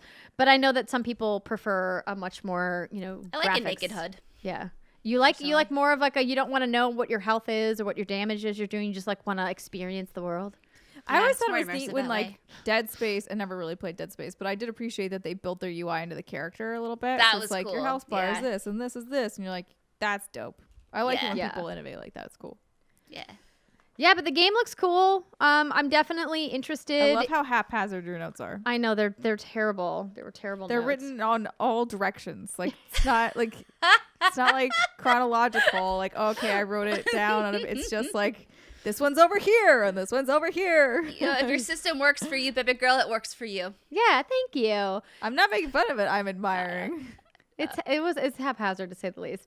But I do want to just kind of end this chat about the broadcast with when I spoke to the team, I asked them, I said, why don't you guys want to make a live service game, especially when they're so popular right now? And it seems like you're making this game for live service and for endgame and for grinding with all of the RPG systems that you're building in.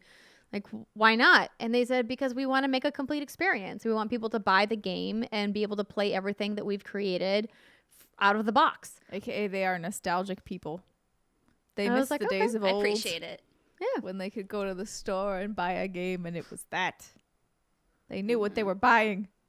I appreciate that. Experience. I also don't mind games as service. I think they're great too. So Yeah, I think that it's all about there's balance. pros and cons right? to both. Yeah, exactly. But the game looks cool. It looked cool the first time. It still looks cool. It's looking cooler every time. But, I think it's going to come down to just getting a little bit more information about how all of the elements of the narrative are going to come together, because the story does feel tired. Like, that was the big criticism during the first preview event, right? It was like, oh, I've seen this story before. We're going to a foreign planet. We get there. There's like some kind of nuclear explosion. Goes wrong. Now you have all these people living in radiation. Now there's these What if mutated they all just animals. they're all just like, we're all superheroes, bitch. Well, I mean, that's the idea, right? Yeah. Is that the anomaly causes Oh, is people. that why you have the powers? Yes. Missed that part. The anomaly gives you the powers. Not too unlike the Anthem giving people powers. Sounds like the I'm Anthem. telling you, it does Or, feel yeah. like it's just narratively ripping a bunch of ideas from a bunch of other sci-fi stuff. But again, I haven't seen enough of the story to But know. if you But can that was be a a heavy good criticism ripoff. early on. That's fine. Yeah, that's Just what I'm rip saying. off It things sounds, well. Yeah. it sounds True. like the stuff they're ripping is great. But it's like, have we seen a game where it all comes together in a game that's not a live service game that does it well? I don't know. But this could be, when's it coming out? Holiday. I asked them, I was like, oh, you guys announced the release date, didn't you? And they're like, ha ha ha, tricky. They were like, no. No, holiday They trained 2020 us for you. is what they said. Okay. So, Well, they better Which get on holiday? that promotion, man. All holidays are canceled.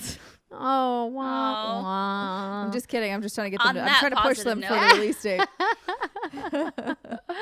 On that note, let's take our next break of the show. When we come back, it is the segment that you all have such a fun time with, including us.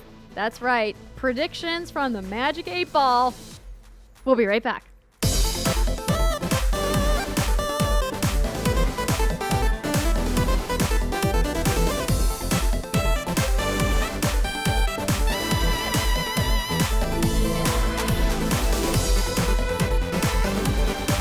Welcome back, everybody. It's segment 3 of the What's Good Games podcast. And because it's the end of May, you know what time it is. E3 predictions time. from it. No. It's not Tool time, That was Steimer. good, Steimer. It's E3 predictions from a Magic 8 Ball. Woo! Is no more. That is correct. And so instead, we're just calling this Summer Predictions from a Magic 8 Ball. Hooray! Well, yeah, I feel like we're going to fucking nail it. You know, I mean, I have the a good Magic feeling 8 about Ball the summer is ladies. usually pretty good. Da-da-da-da-da-da-da.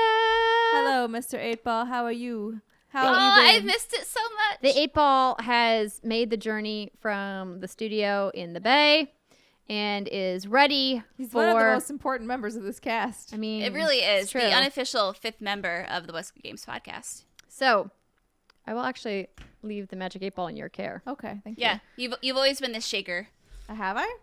Yeah. All right. Mover and a shaker over here. Exactly. So, Brittany, you want to kick things off about what this show is and what we're going to be talking about?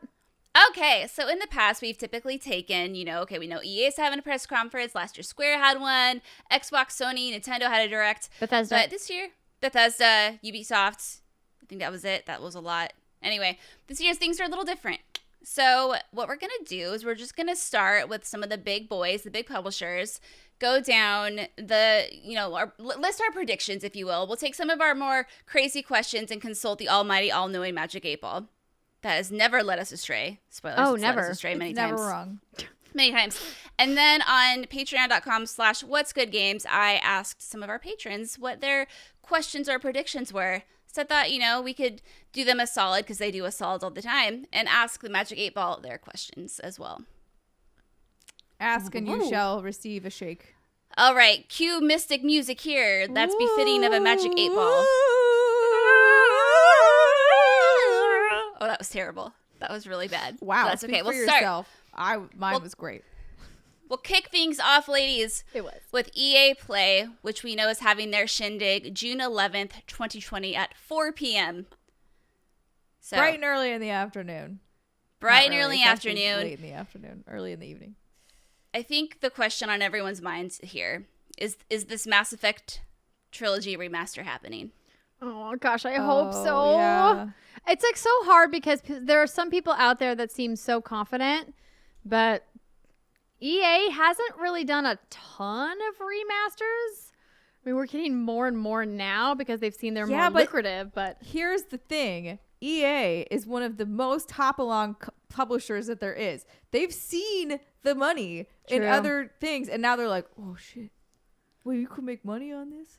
Let's do it for everything. Like, what if we get, 5 remasters from EA? Because they're just going to be like, shit, this prints money. We actually know between now and March 2021, they have 14 games in the works, and one of them is an HD remake of an EA game. They have confirmed that. All right. Can I ask the first question to the 8 Ball? yes. Ask it. Is the remake Mass Effect? Trilogy? The Mass Effect franchise. Okay. Okay, you gotta actually. There we go. Without a doubt. Oh, fuck, yes. yeah, baby. Yeah. Let's go. The other one that I think we just need to get out of the way, the other title here, that I think we all know the answer to. Are we going to see anything from Dragon Age 4? I would guess, personally, I would guess no. I would too. But that's not to say, now, when you say see something, it's possible it could be like a CG thing. I think there's definitely no in-game footage happening. Right.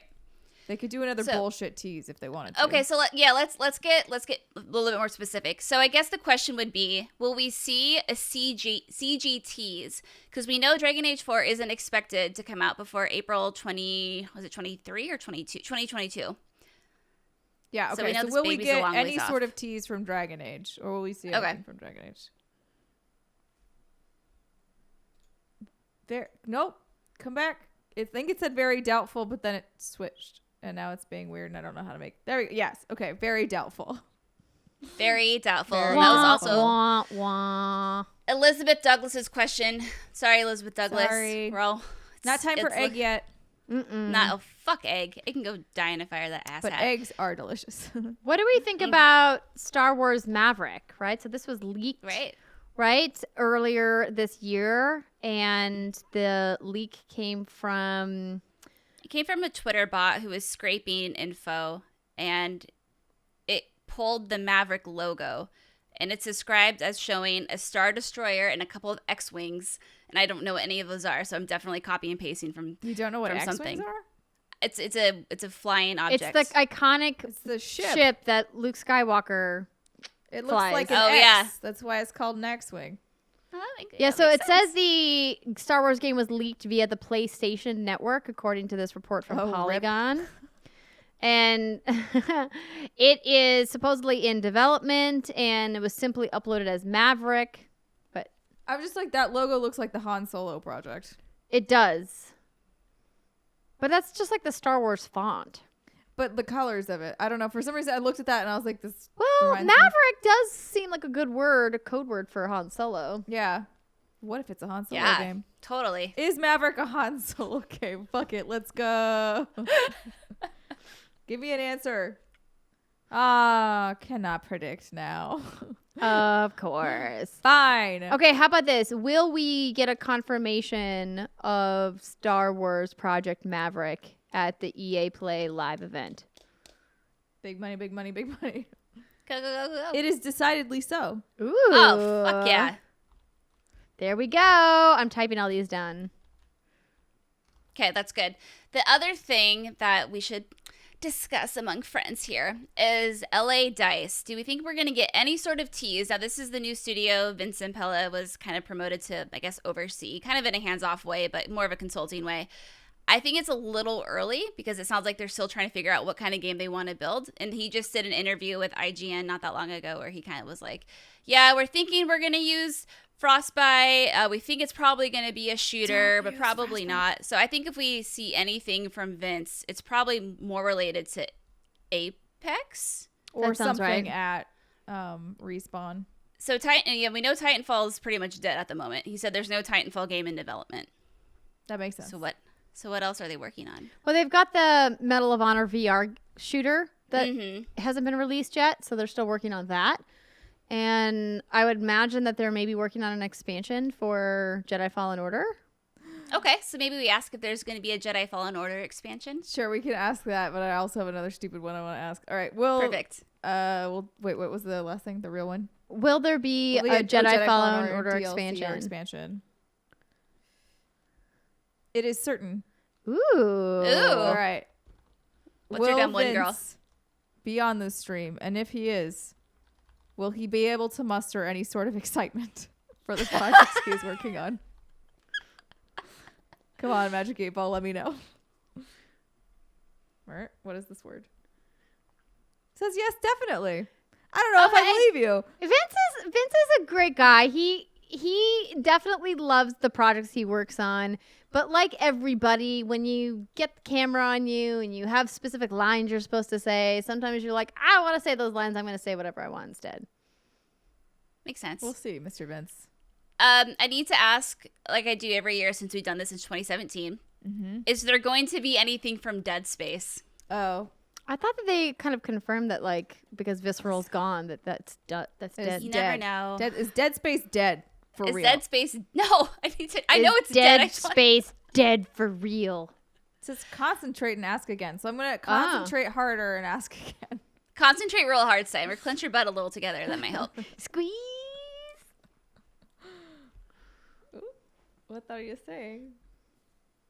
Fuck you. Reply hazy. Try again. So here's what I'm taking from this. The future of Dead Space is uncertain is what I'm taking from this. All right, everybody squeeze your butts. Everybody listening, okay, squeeze your butt cheeks right now. Squeeze them. Yes. It is dead, though. No. Oh, no. Oh. Well, think about how we phrased the question, and it was Dead Space Is Dead Space dead for real? Yes. It took it a minute, but then it just came back with straight up yes. And finally, when it comes to EA, I would say we should take a gamble, a guess, if you will, at what some of their EA partner titles might be, because they have, looks like 3 of them, EA partner games that they haven't announced. So in the past, those have been actually more like 5, Unravel, A Way Out, etc. I feel like those are really hard to predict, though, because they're usually just like so out of left field with some cool. So how about this? Yeah. But before you go on to that, okay, actually we'll do it afterwards. You continue. Okay. Will one of EA partners' game feature an animal protagonist?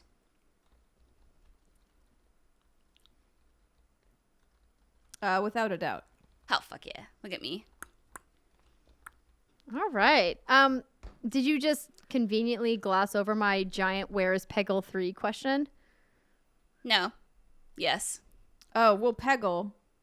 I thought you said Pickle 3 for a second. It doesn't need to be called Peggle 3. I thought you said, where's Pickle 3? Conference. Pickles, yes. Where is my pickle? Will there be a Peggle revival? Maybe it's the HD remaster is Peggle. Oh my god! I kind of wouldn't be mad about that, actually. I'd be into it. Or maybe it's like the original Plants vs. Zombies. Peggle. Do we got a Peggle? We have to have a Peggle. Okay, it says reply hazy. Hold on. Everybody's clench your butts again. Clenching. All right, I'm clenching. Oh god. We're concentrating. I'm still clenching. Again. I'm clenching harder. Clenching. Okay, I'm clenching harder. Squeezing. Fuck you. What? Seriously? Or our butts aren't tight enough, everybody. Oh my everybody gosh. at home who can't even listen to this yet because it hasn't been recorded. I'm going to be so sore tomorrow. Outlook good. Oh, excellent. good. See, the butt clenching was worth it. Worked. Oh my god. So I think that we can fairly say that EA Sports is going to have the usual suspects. Yeah, I feel like that's not even a Magic 8 Ball request. No, definitely not. But the one last thing I think we should maybe ponder is it time for EA to sunset Sims 4 and bring in Sims 5? Oh, I would be really excited. Okay, Steimer, what's a Sims 5 prediction you want to make? Or is that it? I just want Sims She's so 4 to excited. die. I just want more Sims, but I want them to marry Sims 3 a little bit more with the new Sims. Like Sims 4, they change a lot of shit. Is Sims 4 the expansion that you and I played last year? Yes. Where we got married or we made... Oh, no, we banged. We banged somebody who Yeah, okay. was married. She just apparently did not care about her vows. Well, because Sims 4 was originally released in 2014. Seems like Sims 5 would be a good time for the new generation of consoles. At least to tease it and be like, it's coming. I think, will we see anything about Sims 5? Yes? Hello? I hate it when it gets stuck on an edge and you're like, Listen. without a doubt. Oh, well. Give me some Sims where I get so involved that all I eat is candy corn. And do milk. we even want to bring up Anthem? Oh, No, because when we talked about that Anthem 2.0 post that BioWare made, it was very clear that they're like hunkering down and going back to the drawing board and like rejiggering a bunch of things under the hood with that game. So I would be very shocked. Wait, when was that post? I already forgot. Like 2 weeks ago. Time has no meaning. Yeah. Yeah, Okay. it was recent. So probably it'll take them a little bit longer than a couple of weeks to figure that out. I would say next year probably for Anthem. And I think that it's the right call. I think EA needs to let Anthem lie low for a while and if they do anything, that work would their stuff honestly out. be not a great move. Yeah, if they're going to talk to BioWare, like people know that they want to hear Dragon Age Hear about stuff. Dragon Age. Yeah. Oh my God, there for was some fan art on Twitter with Cullen in a delicious, In what? in a In what? delicious looking Finish it. outfit. Oh, It was just like some more different furs. If we love only you, hear Cyber. one thing from BioWare, would you rather get a CG teaser for Dragon Age 4 or get confirmation of the Mass Effect Trilogy HD remake? Oh, confirmation of the... Because we know Dragon Age 4 is coming anyway. No, that's not what I asked you. You said would you rather get have a confirmation? CG trailer? Would you rather get like more a information, like a new trailer, CG trailer for Dragon Age, like a new teaser, new info, or would you rather get confirmation that Mass Effect Trilogy remaster exists? I go for Yeah, Dragon I heard you. Age. I would still want the Mass Effect. I would go Dragon Age because I know what Mass Effect is, and even if it is or is not coming, I honestly don't care. Like because it's not a remake, it is a remaster. That's the Oh distinction. yeah, you said If you it was wouldn't a get emotional remake, about it. then I would be like, "Rrr?" But I mean, if I personally like at this point, after Dragon Age 4 was teased at what was that Game Awards 2017, 18? It was 18, I think. 2018. It sounds like this game is still at least 2 years away. I don't want to know anything else about it until we get closer. If it comes behind like the confirmation of Mass Effect or Dragon Age, we know we're getting Dragon Age. I know eventually I'll get the info all about it. If I get it now, it's like, why still wait 2 years for that? No thanks. Just give me the fucking Mass Effect. Give me the wet dream material. That's you know what I fair. mean? I think there's validity to each of our points. Let's move on. Yeah. Friends. That's what we call friendship. All right. Well, that does it for EA. Moving on right. to Squeenix. Squeenix. So in March of this year, they said our 2020 lineup and the next generation that lies beyond is stronger than ever for Square Enix. We're exploring other options to share our games with you. That was right around when everything was getting canceled. And then just last week, Takahashi Mochizuki from Bloomberg said Square Enix said it won't hold an online event to unveil this fiscal year's new releases around E3's timing because making assets ready for such show has become difficult due to COVID-19. Instead, it will announce new titles on individual basis. Which aligns with what happened when we read earlier in the show where Avengers has its own thing on June 24th. And they haven't said anything about anything else. So it works. Checks out. Your math checks. It does check out. Do we want to ask any So- Avenger questions to the Magic 8 Ball? Yeah, I was going to look and see what the current release date is. Marvel's Avengers release date. Oh, yeah, because it's been delayed, right? Yeah. So it's September 4th, 2020. Do we think they're going to hold to that date, or do you think they're going to push it again? Will Avengers release on September 4th, 2020? What does this say? I need you to fucking get in the light because I can't read you when you're in the dark. Oh, that's real deep, actually. Get in the light because I Like, can't it's read you just when like- you're in the dark. She's fucking being a bitch. Why are you doing this? Oh, it got mad at me.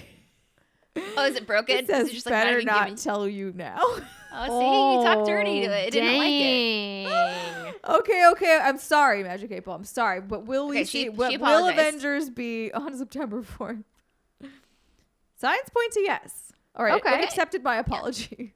For what it's Okay. worth, and it might not be worth a lot because things happen. During their announcement that they're having the War Table stream, they did still say they're sticking to that release date. Good. Not that, That's good to know. I mean, So- now that they don't yeah. have to make an E3 demo, they honestly might have a better time. There you Do- go. Yeah, I mean, I think it's interesting looking at this, knowing how much people have cooled on the Avengers franchise from the MCU from this point last year when the hype was so high after Endgame came out and everyone was super on edge / mad about the reveal of the gameplay and the characters. Yeah, because it wasn't like the Oh, movie. yeah. Yeah, because they are not the likenesses of the actors in the MCU. Because this is not set in the MCU. It's like a different timeline so that It's different, yeah. yeah, so that Square Enix could Alternate have universe. and Crystal Dynamics, more importantly, the developer, could have, you know, an original storyline. So are you ladies like still excited at all? Because this was a big game that I think all of us were interested in last year, but I feel like we haven't heard anything, we haven't seen anything. And I think that, you know, it's certainly moved to the back of my mind as a 2020, you know, Game of the Year contender, which is kind of a bummer because I think that they had such an amazing opportunity to make something really kick ass. I think they still do. I think for me, the hard part is just like the climate of the year is hard because I agree with you that I've sort of forgotten it and pushed it to the wayside, but I think that's because there's just bigger shit happening. Yeah. So Yeah, like, there is. so like, it's not necessarily the fault of the developers or even the PR or what's going on. It's just like there's a lot of other things to be worrying about right now than whether or not I'm going to play Avengers anytime soon, and I'm not. It's not out until September. So I'm still interested in this game. I do agree. I feel like it's a double-edged sword what they've gone through because on the one hand, giving them that space allows them to maybe not piss people off as much when you go into the game and it's not Chris Hemsworth and it's not Chris. What's the other guy? Evans? The other Chris Evans. Yes, I'm like Pratt. No, that's the wrong one. There's so many Chris's, and I feel like people will be a little bit more receptive. It gives you a little bit of distance, so you can have that individuality in your story, and maybe people will be a little more receptive to that. But then at the same time, you also miss out on the hype train. Like if this game had released last year in June, I can't even I would love to see the modeling on that, right? Like that timing versus new timing. But however, I do think people would have been annoyed and they would have picked it up because they're an Avengers fan from the movies or whatever, and then they're going to get the game, and then they're mad that doesn't look like the actors, and they don't understand why the voices are different, and they're just confused. So I don't know. It's There was a difficult. sweet spot there. Yeah, But yeah, I feel like by September, and even maybe by now, it's just kind of, you know, like I've said, superhero things don't really get me going. But I do remember playing that game, and I do remember fucking shit up as Hulk, and that was incredibly satisfying. I remember it you're played a really Hulk well. player for sure. And I was excited about the gear and the co-op aspect of it. But yeah, I think I'm along the same lines as both of you. I'm excited to play it when it comes out because what I did play left a really good lasting impression. But as of right now, it's like, okay, I got my mind on other things, you know, like T-Lu 2 and, you know, other games like Cyberpunk that comes out the week after. Whoops. Yeah, I think that they're just going to be. I think they're just going to be It's a harder window. in a bad window. I mean, if you look at a game even like Spider-Man, PS4, Marvel's Spider-Man, when that came out, that game had, you know, lots of critical acclaim and then obviously went on to sell a bunch more titles, but it still got overlooked that year because God of War was out the same year. You know? Yeah, that was Sony sort of shooting themselves in the foot. So it's going to be interesting to see how that falls, knowing that there's Final Fantasy VII Remake, Cyberpunk, T-Lu 2, and more games to come that, you know, are going to be vying for people's dollars this year in a year where it's harder than ever for gamers to spend money on leisure activities. So I think Deadly Premonition 2 has this one in the bag, but that's just my For opinion. Goaty? Okay. Also from Square, we have Bravely Default 2, which I would say could be something revealed or more expanded upon during a Nintendo Direct, but LOL rip, that's probably not happening. Final Fantasy VII, I was perusing some of the Reddit forums, you see, and some folks were asking about Final Fantasy VII. Obviously, that's not coming to Xbox until March of 2021, so sorry, you got some time to wait for that. And then there was the idea, well, could there be additional skins or weapons introduced into the game as a fun little incentive to pick up the game again? I would say just please get episode 2 out ASAP. yeah, exactly. Don't worry about DLC. Just keep pushing forward when you want to play more. I'm Push with you, Britt. forward. Do you think that we're going to see a tease for the second episode this year? Or do you think no? No. We should ask the 8-Ball, though. Yeah. The 8-Ball is all-knowing. 8 What are we Ball. asking? Will we see a tease of Final Fantasy VII Remake Episode 2? It is decidedly so. Oh, snap! Oh, shit! It probably won't be until Game Awards, though. Yeah, I mean, you just said this year, so that gives us plenty of time. Oh, okay. We covered our asses. Covered the 8-Ball's asses. We didn't say June. That's true. 2020. Oh, Well, there's also the Gamescom stuff, right? So There's Yeah. Gamescom, like you said, like there's still, yeah, they could literally do it up to the last minute in December. oh, God.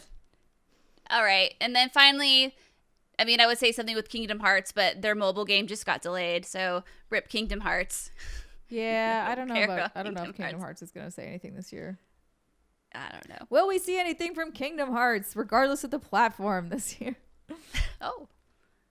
Cannot predict now. All right. Well, I we feel could all like, clench yeah, for that, the but I don't future really of feel like Kingdom clenching. Hearts is a little bit hazy. Yeah. I was just looking up the Oh, for the Deck 9 game. Tell me yeah, but Oh. it's not. But Square Enix is not publishing that. Xbox Game Studios is why. publishing it. Oh, I actually Yeah. didn't It says realize that. exclusives. Yeah, they're working directly with Deck 9 Xboxes. Well, then Um, never mind. Yeah, never mind. Indeed, I will take that off of this list.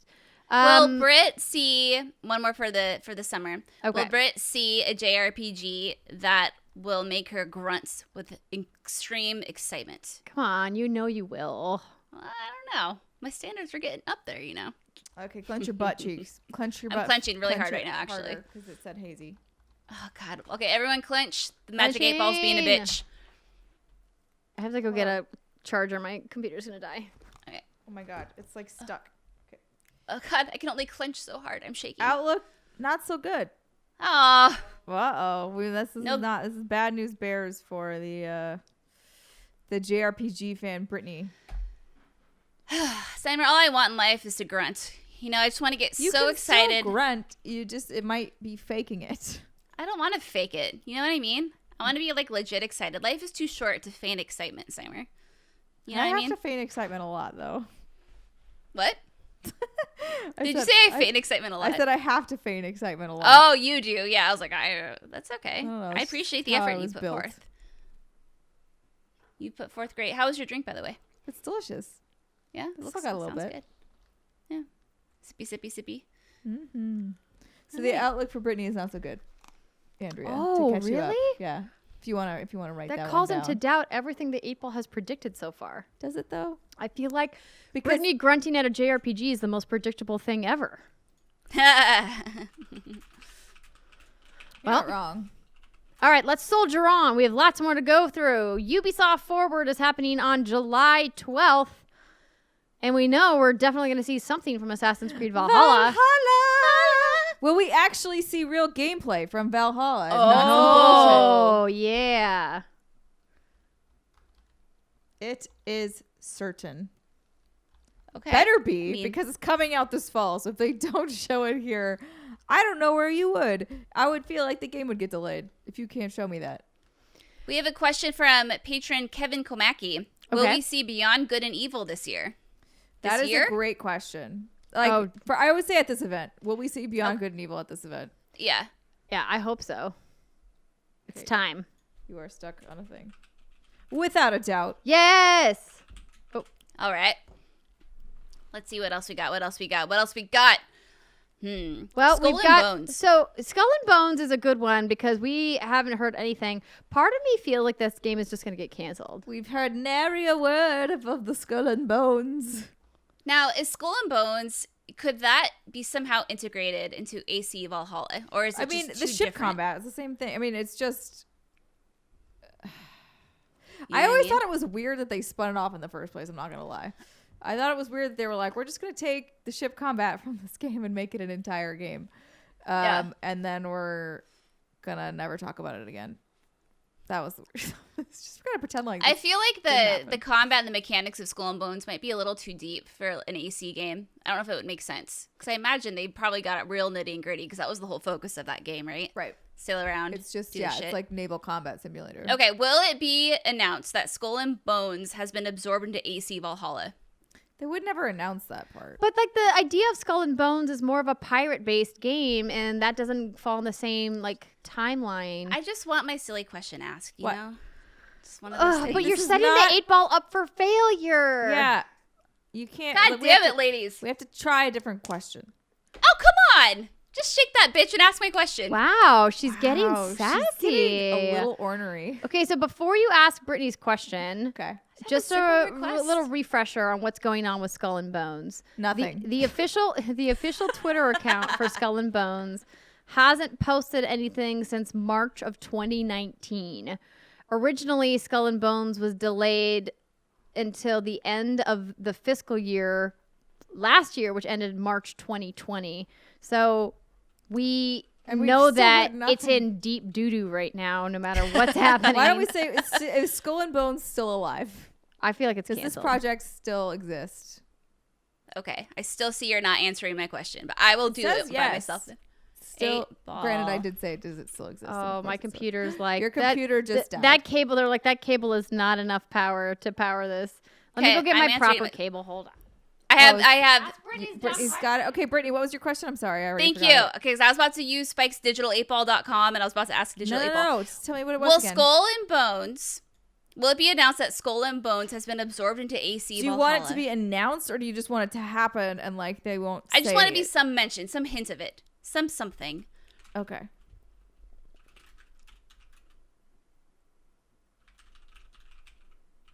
Clench your butt. Okay.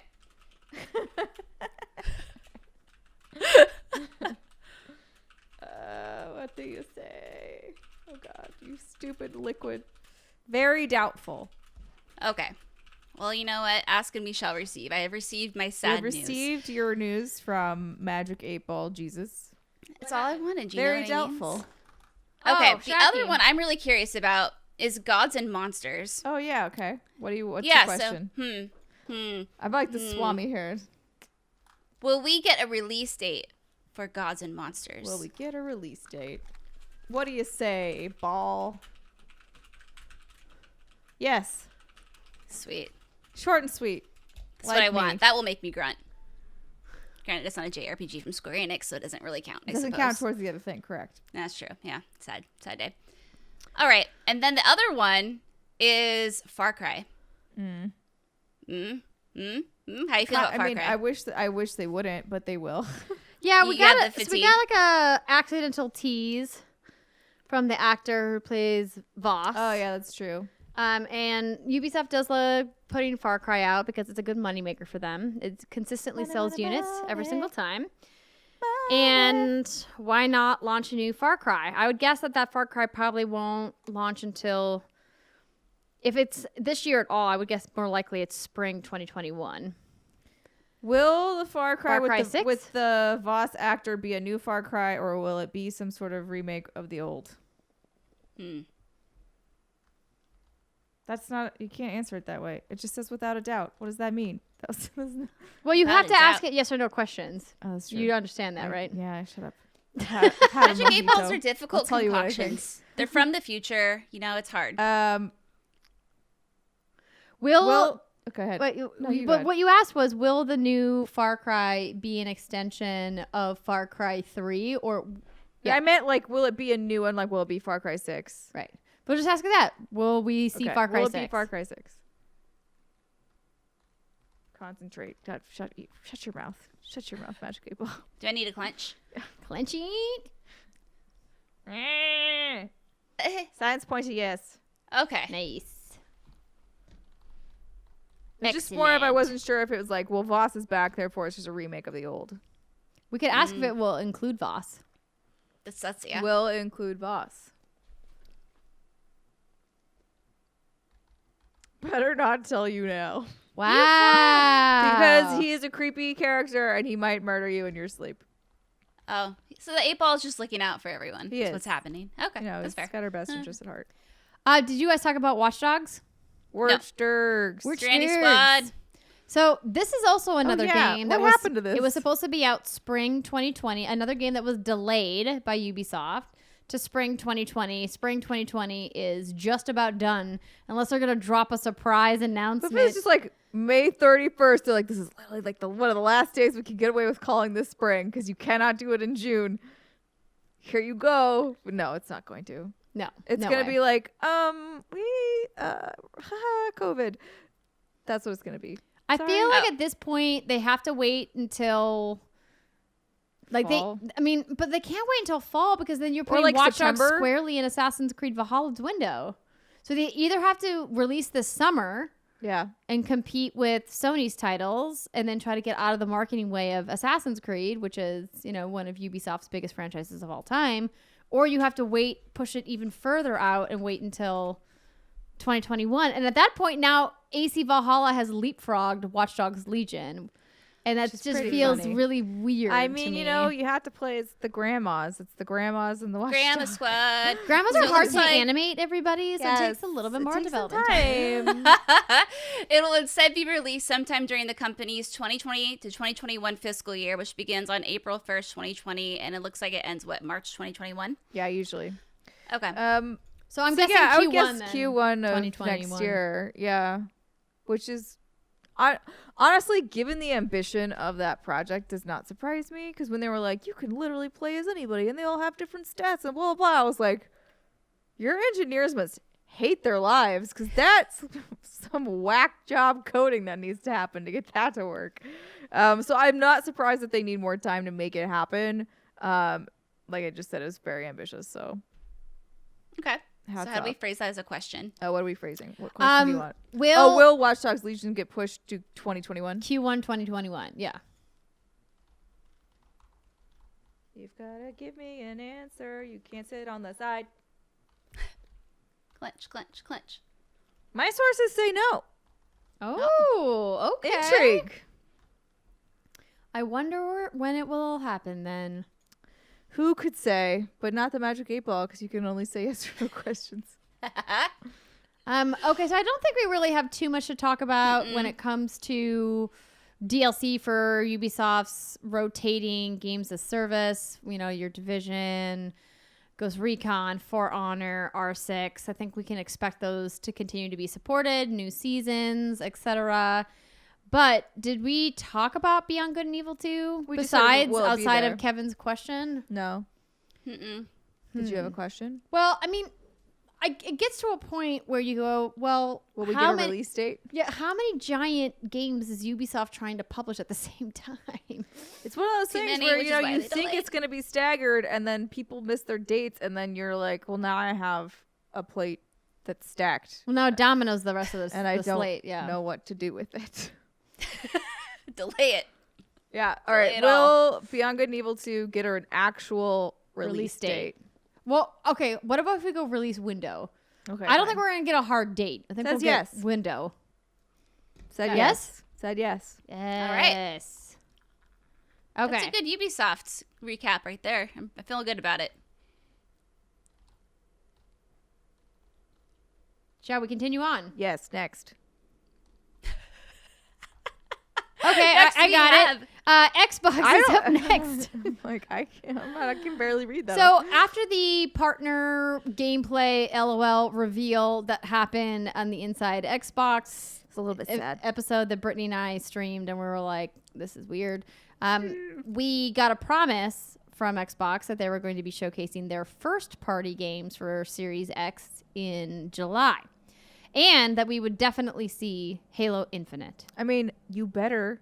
Yeah. Like That'd be real bad. that's like a slap on the face a little bit. It's just like a little like of course. I'm with you that it feels super odd that they announced Infinite a long time ago and we've seen literally nothing They're like it from exists. Infinite, and now it's supposed to launch in the fall. So we're talking about a super short marketing window for Xbox's biggest franchise of all time.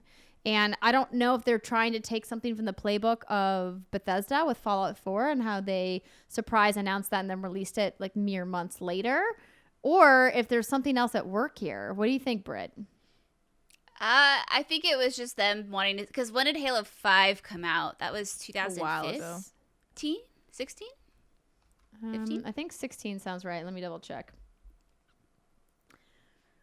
2015, October 27th, 2015. Okay. And I mean, I've honestly, I just think it was like, hey, let's drum up some hype because at that time Xbox was not, they weren't floating very well. You know what I mean? They It needed was a matter of, well, something. we know that Infinite, this game is still so far out. It would have been 5 years by now if we hadn't heard anything from Infinite. So I guess it was just probably like, hey, let's just stick it out there. That's what she said. Oh, no. I'm not disagreeing with them doing a tease. I think that's awesome. I think it's crazy that they've shown nothing else of the game up until this point, and that the first like real look at the game we're getting is in July. Hypothetically, Xbox Series X is releasing either late October or mid-November, and that's just 1 to 3 months away from when they're going to show the game. Oh, I was like, what? That's Not 3 from months away. today, I was but like, from when what? Xbox is going to show Infinite. Sure. And then when you're expected to buy it with the new console, right? I'm not that here's why I don't think it's that crazy. Number one, it's a Halo game. Really, how much do you need to see of it? Oh, Like- burn. That's not even a burn. It's like No. you kind of know what you're going to get. You want to see it. You definitely want to see it because you want to see how pretty they can make it, and you are curious to know which direction this is going to go. But like, you need a little bit. You don't need a lot to sell Halo, right? Halo kind of sells itself. Not only that, because you're talking about a new generation of hardware, they probably needed to wait a really long time before they could get everything locked down and be at a place where they were comfortable to talk about it. And then, I mean, I don't know why they necessarily didn't start with it, but they had that kind of weird. I disagree with them having the weird preview thing that they already had. I think that was a little bit of a misstep. But hopefully with their first party stuff, now is the time when they can be like, come buy an Xbox. Do you want to buy a watch, kids? Let's go. Have some Halo. Have something else, because we need more than that. But So do you think because of the way that you're describing it, and I don't disagree with you that we pretty much know what Halo is going to look like. I don't think 343 is going to revolutionize it's not going to the show Halo up in pixel formula, but does that bode well for Xbox going into a very competitive fall with a lot of other titles that have come out this year? Do you think that people are going to save their money just for Halo and Xbox Series X when they are people who are actively considering other platforms, not people who are the diehard Xbox fanboys and fangirls of the world who are going to buy it no matter what, but like people who are like, maybe I'll buy a PS5 and I don't know if I want to pick PS5 or Xbox Series X yet. Yeah. I think this is going to be a little different because Halo 5 wasn't super well received, obviously for a multitude of reasons. The story went kind of wacky. Some folks weren't super happy with the gameplay. So I think if this was coming out, if this was going to be like the Halo 3, then obviously I think everyone would be buying an Xbox and a copy of Halo, like not even thinking about it. But, maybe there's some truth to that maybe Halo, this sounds so dramatic and so clickbaity, but maybe Halo doesn't have the legs that it once had when you're comparing it to, PlayStation exclusives, for example. And we haven't seen a lot of Halo. And so I was thinking about that, and I'm wondering if it's because if you're going to do your big Halo Infinite blowout reveal, I think you want to do it alongside your new console, even though it does have smart delivery. You want to say, hey, this definitively is the Xbox Series X running Halo Infinite. Whoa, look how cool it is. And I think that's how you drum up hype for an announcement. So maybe that's why they've been waiting. Oh, absolutely. Who knows? Yeah. But so I mean, that's an interesting thought is if you're on the fence, if it comes between PlayStation and Xbox and you always were an Xbox diehard fan, you always loved Halo, but maybe Halo 5 kind of rubbed you the wrong way. Maybe this is the year where you're kind of like, well, do I really want to hop back into the next Halo? We know it is. Is the next Halo really going to follow Master Chief this time instead of the other characters? Like, what's going on with Cortana? So maybe we do need a little bit, actually. You need a little. I'm just saying you don't need months and months and months If you can have one really strong event, I think that's honestly probably enough to sell most people, depending on who you are. But I think it'll just, I think you're right. Like, I don't know that it necessarily does have the sell-through power. I mean, we'll find out. But I think it'll also depend on what else is stacked up with it, right? If Xbox can tie in a lot of good third-party integration with the console release, then you might be like, well, yeah, I can get Halo and something cool for this other game that I really am looking forward to and this other thing. And so it'll come down to a lot of third-party stuff too, and figuring out where you think it makes more sense to buy into that ecosystem. Well, third party and also all those acquisitions they made in 2018. I feel like we're getting close to that time where, okay, what have you been working on? What is the initiative doing? Are we going to get a tease from what all these, developers that have a lot of good, what am I trying to say? Resumes. There we go. Yeah. High qualified developers. What are they doing? And we're going to finally get that fucking Fable game that's been rumored for years from Playground. God. What about Undead Labs? They're ready for something new. The last game they had was State of Decay 2, and that came out, 2017, 2018, 2017? It was just last year, wasn't it? 2018. May of 2018, so 2 years ago. Oh, God, that was 2 years I ago? was like, what? Yeah. Oh, my God. Where's the time going? I don't know. Down the drain. I know. But I think if Xbox has, we haven't asked the 8 ball almost anything. But I do think. Oh, well, PSV wants to know if the teraflops will be mentioned. I mean, they've already talked about teraflops, though. Do you think it could just a rehash? Fine. Will the word teraflops appear at this event? Don't count on it. I would agree with that. This should be, quote, should be a software focused, not a hardware focused showing. So I'd be really surprised if they went to teraflop world. Yeah, I don't think that they will either. I think that they've already gotten out there with what the box looks like, what the box can do. So I think that they're, like you said, focusing. So Sammy Nichols asks, how many new Xbox IPs do you think we will get? Kind of piggybacking off of what Britt was mentioning about how they have all these studios under their umbrella now, but we still don't know what most of them are working on. How many new IPs? Well, the 8 ball can't answer that. So here's how I'm going to flip it. I'm going to say, will we see something new from every studio they've acquired? Ooh. See something. Not something, like, it doesn't need to be a lot. This could, for all intents and purposes, just be like a logo. It could just be a 5-second tease. Like, that's all I'm talking about. Like, but will every studio have a project about a announced? new IP. It can't be DLC for like an existing No, series. it can. Right? New IP. It's not new IP. It's just each studio. Are you going to tell us what literally every studio that is under your Microsoft umbrella is doing?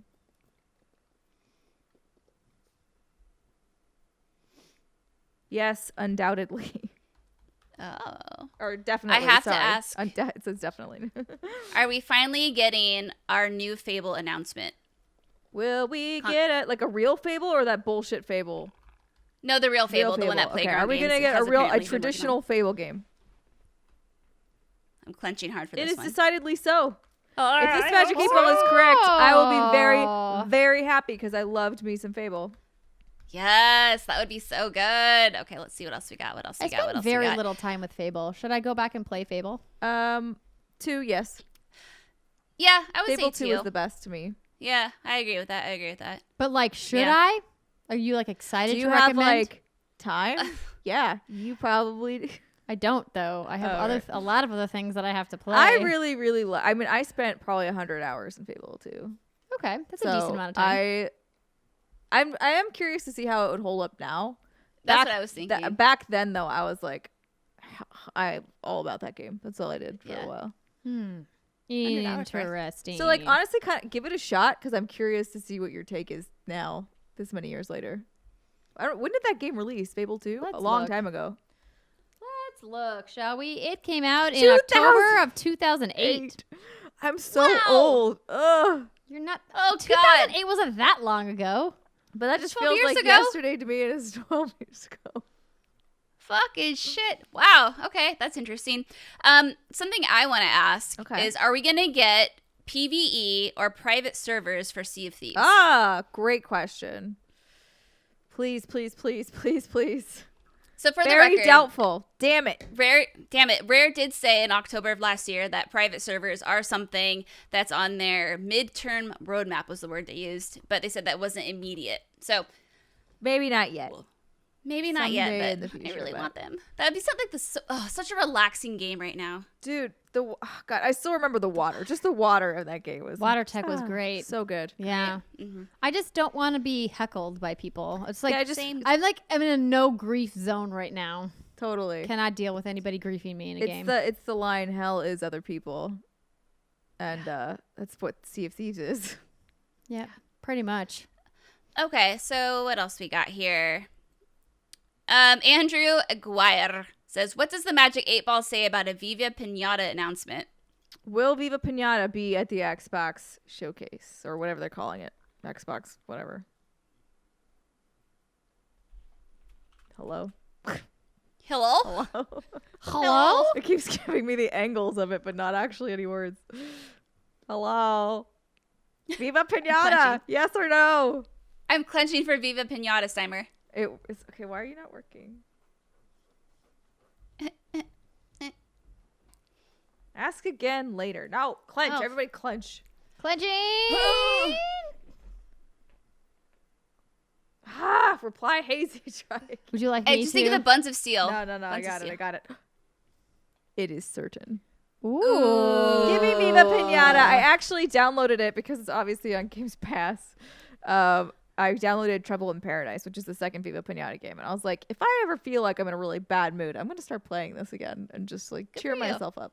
Yeah, it's Yeah. a great. It's like Brittany's chicken soup comfort games. Yeah, it is. Yes. Yeah. It looks like we have a question from the one and only Ree. Yes. Miss Rihanna says, will my wildest hopes and dreams finally become a reality? Will anyone announce a Jade Empire remaster? Oh, that All would right, be I'm interesting. clenching for you, Ree. All right. Jade. So this probably should have been under EA. Yeah, I was about to say that should be an Um, EA. That's not an Xbox Yeah. thing. It was on. That was, yeah. this It was BioWare an voice. Xbox exclusive at one point. Yeah, but so was Mass Effect. So yeah, exactly. So was Mass Effect. So we'll just bump this You back know up to what? the EA section. As I see it, yes.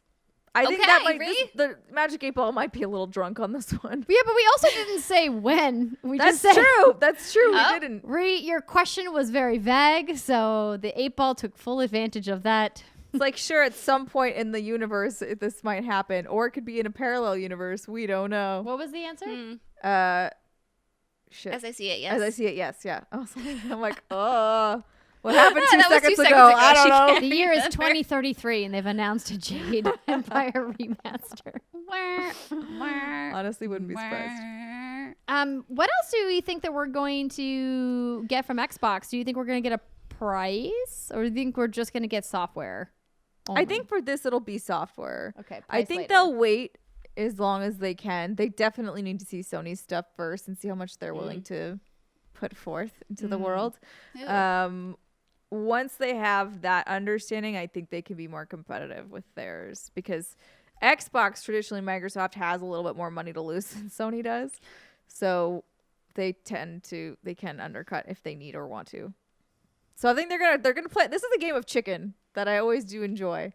You're just like, who's gonna do it first? Who's gonna make the move? I just Okay. want to see the freaking PlayStation, because I need to get the dimensions for my next media console. Will it fit? Is the name of the game. That's what she said. Mm-hmm.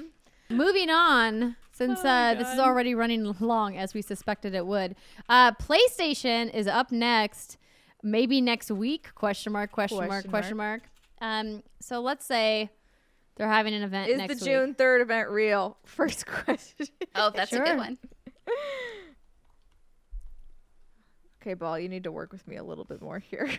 That's what she said. I'm not good with balls, Andrea. Oh, I'm sure you're great with balls, Ask Steimer. again later. No, it doesn't like me. Oh my I'll look God. good. Okay, great. So yes, June 3rd real. Okay. At this June 3rd event, will we get an announcement For Horizon Zero Dawn. Yes. 2. Took the words right out Okay, of my mouth. we'll I do was that trying to one. be dramatic. Oh, sorry. Will we see Horizon Zero Dawn 2 at this event? Ask again later. Okay. Clench your butts. Most likely. I'm clenching. Okay. Woo, woo. Okay. Will we Okay. see the console at this event? So Steimer can buy it. So I can buy an entertainment stand. Yes. Good. Okay. If you there didn't do go. that again, I'd be mad, because Xbox has shown their hand for quite some time on this. So we also got a few questions from Patreon about specific IPs. Like Andrea's highlighting them all right now. I wasn't quite sure. She just took them all away. No, I'm just putting them all at the bottom. Can you take them all away? So they're not under a PlayStation. I'll just do best of the rest. That's fair. I wasn't sure where to put them because I'm not sure where they would get announced. I assumed if they're going to get announced anywhere, it would be at PlayStation, but we can save it for best of the rest. Sure. So anything else from PlayStation first party? So as far as outstanding projects, in addition to Horizon Zero Dawn 2, do we think that Insomniac is ready to start talking about Spider-Man 2? Man. Will we get a Spider-Man announcement? I just remember them using that leaked demo had the Spider-Man footage on it. So it's like, and now Insomniac is fully under Sony Interactive Entertainment. So they might not be working on a Spider-Man game according to this Magic 8 Ball. Oh yeah? Well, fuck Magic 8 Ball, the ruiner of dreams. Well, I mean, we just asked if we would get an announcement. A Spider-Man. Yeah. That's true. Doesn't mean it doesn't exist. It definitely It was exists. the best-selling PlayStation exclusive of all time. They're definitely working on it. It definitely exists. It might just be a thought. A thought in someone's brain right now. Yes. It's somewhere out there. What about Papa of War? Do we think we'll see any more from Papa of War? Any more? Yes, eventually. Well, yeah, but I'm trying to think of this event because here's my thing. I actually don't know what's going to be their launch title when they come out this fall. That's a great question. It could be Horizon, theoretically, maybe. But it's definitely going to be Silent Hill. That's not really a launch-friendly title. No. But so when you were that talking pyramid about head, is Halo enough, I'm like, could be, depending on what Sony, like, what does Sony have? Like, because a lot of their stuff is they're kind of prematurely, and Okay, I have a question. Yes. Will we get a tease for Resident Evil 8? Okay, will we get Resident Evil 8 tease at this event? Yes. Ask again later. Fuck you. Okay. Fuck you. I'll clench. It is certain. Okay, cool. Great, groovy. Interesting. I'm taking a look now at like Sony Bend just released their thing last year. Like it'll take them a while to get things going. Horizon will depend on how fast Guerrilla is. Sony Santa Monica, I don't think they can show anything besides a CG something. Yeah, I would doubt we would see anything because like the PR cycle for God of War was actually relatively short. It was, yeah. So then what else? What other studio? And then you said Insomniac. It is. I mean, the Magic 8 Ball could be wrong. There could be another Spider-Man. I mean, I know I'm crazy. I mean, like, we still have Polyphony, right? We don't know what they're working on. I mean, yeah, I guess it could be a Gran Turismo. That is historically a very popular title for launch. I was about to say, actually, that would make sense. That would make a lot of sense. Will we get a new Gran Turismo launch title for PS5? Okay, clench your butts. Clenching. Think of cars and clench your butts. Clenching. Oh my god. Hello? I feel like it said a yes. Okay, I'm going to shake it one more time because it said a yes and then it tilted to a weird thing. Maybe Stop asking again later, you butt. Okay. Cars and butts. Cars and butts. Cars and butts. You may rely on it. Oh, nice. Do you think we'll get official confirmation that PSVR 2 is in existence? Ooh, good question, Britt. So I feel like they should really show us the fucking first thing first. I'm with but you. Yeah, okay. PSVR 2. Will it be at this Sony event? Am I supposed to say no? Ah, fuck you, 8-Ball. It's okay. I don't need another VR headset anyway. Truth. I think VR has been successful for them. I don't think it's been so successful that they would want to launch or talk about additional hardware in PS5's launch year. Yeah, again, when they haven't even like talked about PS5. They showed. I have to find it weird. They were like, "Here's the controller." I'm like, "Okay, but where's the box? Show me the box." I'm with you. Yeah, so I think like when we look at what's on Sony's first party slate that's announced, unless they're going to have new IP, I think that Horizon Zero Dawn 2 is strong contender for an announce. I think Gran Turismo is a strong contender for a launch title. And then we get maybe Horizon Zero Dawn 2 2021 next year. And then we get, potentially something from Insomniac later down the line. I don't think we're going to hear from Bend for a while. Yeah, no, they'll need a breather. And obviously we won't hear from Naughty Dog for quite some time. Yeah, they also need a breather.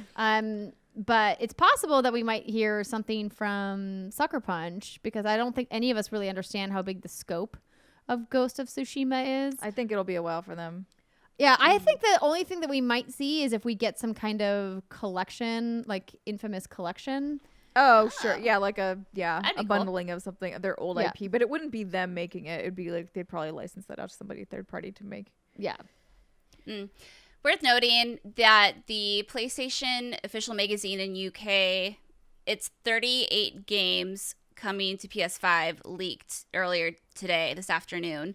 But none of them are first party. It's all third party, and some of them are kind of fluffy. It's like Starfield. Oh yeah, like, I'm sure. There's get sure. the It's fuck outta 38 here. games. And you're So like, there's not a lot of games on here that are like, oh my god, I had no idea that was coming. But like The Sims 5 is on here, for example. Lord of the Rings Gollum.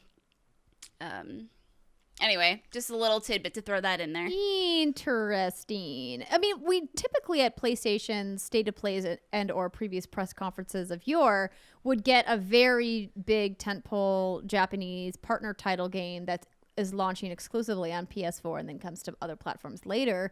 Do you think we see that? what about a Bloodborne? Like another Bloodborne? Like a From Software game? Yeah, Yeah, like a Bloodborne Well, sequel. because they're working on Elden Ring, Oh, right? shit, yeah, they're they can split things. That's right. Yeah. Yeah, Bandai Namco is publishing that. Okay. It says it's going to be released for PS4 and Xbox One. LOL. Lol. LOL. Well, I mean, not to say that it's not going to be, but that obviously I think that the focus would be new consoles and that it would be, Right. you I'm know, just gonna say, we smart get a delivery. Bloodborne 2 teas. I don't know if that's what it would be called. That would be good. My sources say no. Wah, Sorry, Bloodborne blah. fans. Sorry, typing? Okay. Yes. Do you guys even Typing. want to delve into like indie stuff? I would say no. No, because it's Nah. just too. The indie stuff is And always this is the just one wild event, card. too. It's too difficult so. to predict. Yeah. Yeah. Okay. Nintendo, Britt. Oh boy. So Nintendo was Nintendoing. It's been rumored, I think it was Shack News that broke the story, that they're no longer having a direct because it sounds like in Japan they're just not quite built for pandemic and working from home as we are. Wi-Fi just isn't great there if it's available at all. It's a whole thing. So this wouldn't be too surprising. Obviously Nintendo hasn't officially confirmed anything of that nature, but it does sound like they've told partners like, yo, we're just going to kind of be doing these little stealth drops here and there. So what we have from Nintendo, obviously the number one thing that comes to people's mind is Breath of the Wild 2. This was teased at E3 last year, which kind of feels like that was forever ago. Holy crap. And yeah, I think... So this is the weird thing with Nintendo. I guess when we're talking about them, we're going to have to ask if we're going to get stealth drops this summer. But I feel like with something for Breath of the Wild 2, you'd want to hype that event up. That's not something you would just wake up to on a Thursday morning and be like, oh. Surprise! Surprise! So I would say, are we going to get a Legend of Zelda Breath of the Wild 2 specific direct this summer? This summer? Okay. Yeah. Because it was announced for 2020, wasn't it? My reply is no. No, I don't think it was ever officially no announced. window. The speculation Okay. was that, holy crap, because they were using a lot of the assets, that perhaps it could come out holiday 2020 and be a real ass kicker. But I doubt that's going to happen now, or there's any chance of that happening now. No, so it could be, they could have an event in the fall, but not in the summer. Honestly, it's probably Yeah. smart of them to wait because they know by the time we get to the end of the year, the pandemic is going to have fully like hit people across the globe in a financial way. And the economy, we have no idea how it's going to be at the end of the year. We could probably speculate that it's not going to be great. So it's smart of them to delay. Magic 8 Ball. No, I'm just kidding. I'm not Yes. Magic 8 Ball! Are we all fucked? So Yes, I mean, always. yes, incredibly. Right. So what about other kind of big Nintendo titles? Like, do we think we're going to get a Mario announcement? I'm personally hoping for Mario Galaxy 3. Will we So- see Super Mario Galaxy 3? This year? Like, or do you mean this summer? Like, when do you want this event? Will we get an announcement about Super Mario Galaxy 3 this summer? Okay. Signs point to yes. Ooh, I like So it. yeah, Mario's going to be What about interesting Metroid? because the other rumors M. are of all the remasters to celebrate the 35th birthday. So if you're going to follow the reports, it's going to be Super Mario 64, Super Mario Sunshine, and Galaxy that get the remaster treatment. Alongside of all that, we're supposed to get a Super Mario World Deluxe Edition, which is going to have the base game and then new content and new levels and whatnot. And the reason these rumors could be considered credible is because they're also the same ones, came from the same source that predicted or said that we were going to get that new Paper Mario game, and that did come to fruition. It did. They've got Take a leak that. in their boat over there at the treehouse. There's a snake in my boot. There's no snake. The other thing that I'm not personally very excited about, I don't know, are you ladies fan of Pikmin? No, but Pikmin is a title that Nintendo keeps putting out because it's cute and people buy it. But Okay. I'm Will not we really see a into it. Pikmin? That was a Wii U launch title. Yeah. Yeah, Pikmin 3. So the thought is that it's going to get the Tropical Freeze Mario Kart 8 treatment and get ported over to the Switch. That Will seems we like an easy see win for more them. Pikmin this year. Yes, it Pick- was. It was. Pikmin 3 Deluxe? That was question mark? an instantaneous yes. There you go. What about... She's thinking. I'm like, what about? I was I want doing to say techno pause. Metroid. Is the Metroid? You want to talk about Metroid? I was going to ask about Nintendo 64 Classic Edition. Yeah, I have that on Oh. my list too. Oh my god. Okay, but Metroid 4. Yeah, so that was scrapped in January 2019, and we know that Retro Studios is now working on it. So we haven't heard anything for about a year and a half. Yeah, and I feel like since they are not in Japan, they might have an easier time developing stuff still. Will we see more from Metroid this summer? Oh, don't count on it. Drat. Because the trilogy is the other rumored announcement too. I mean, it's all rumors, but I feel like this is I don't know. Yeah. It's always fun. I love this time of year. Metroid Prime trilogy, could that be coming to Switch? So go back off what Andrea was saying earlier. Will we get N64 games to Nintendo Switch Online's offering? Oh, wait, to Please. the online offering, or do you mean only make a mini console that is that? No, not a mini console, because right now they have that Nintendo Switch Online, right, where you can Yes. get Super Nintendo games. All and, right, yeah. will that What's the join the roster? Wait, what's the question? Will N64 games join Super Nintendo and NES titles as a part of Nintendo Switch Online? Signs point to yes. Okay. They just need to overhaul that whole thing. It really They really sucks. do. They're It's not they're great. so bad at releasing games. It's just like I don't know what they're doing. I'd rather just buy them. Like unleash all of them on your eShop and let me buy them again for $5. I don't care. Yeah. I've bought them 20 times already. Yeah. Okay, so speaking of N64, I have to ask this every single year. Okay. Will I get my Ocarina of Time remake or remaster announcement? Is there more Ocarina coming? Clench your butt. I'm clenching so hard. Brittany. You mean specifically for Switch, right? My Oh, yeah. sources say no. Fuck! Mm, Why does it have to? Why does it have to tell me the truth? I don't know. Okay. Try this Magic 8 Ball, and am I getting Mother 3 localized? Will Mother 3 be LOL. localized this year? Well, not announced this year. Okay, clench your butt. It's asking again later. Oh, sorry. Ugh, sources say no. Why does it have to hurt so bad? Okay, last Nintendo question. Will we get all of the Animal Crossing New Horizons quality of life changes that were proposed in that fan video? Okay. Oh, please. This is bullshit. It is certain. Yes!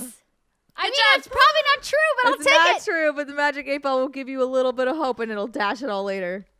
I do have, sorry, one more question. I want to know, is Mario Kart 9 going to be announced? Will we get more Mario Kart?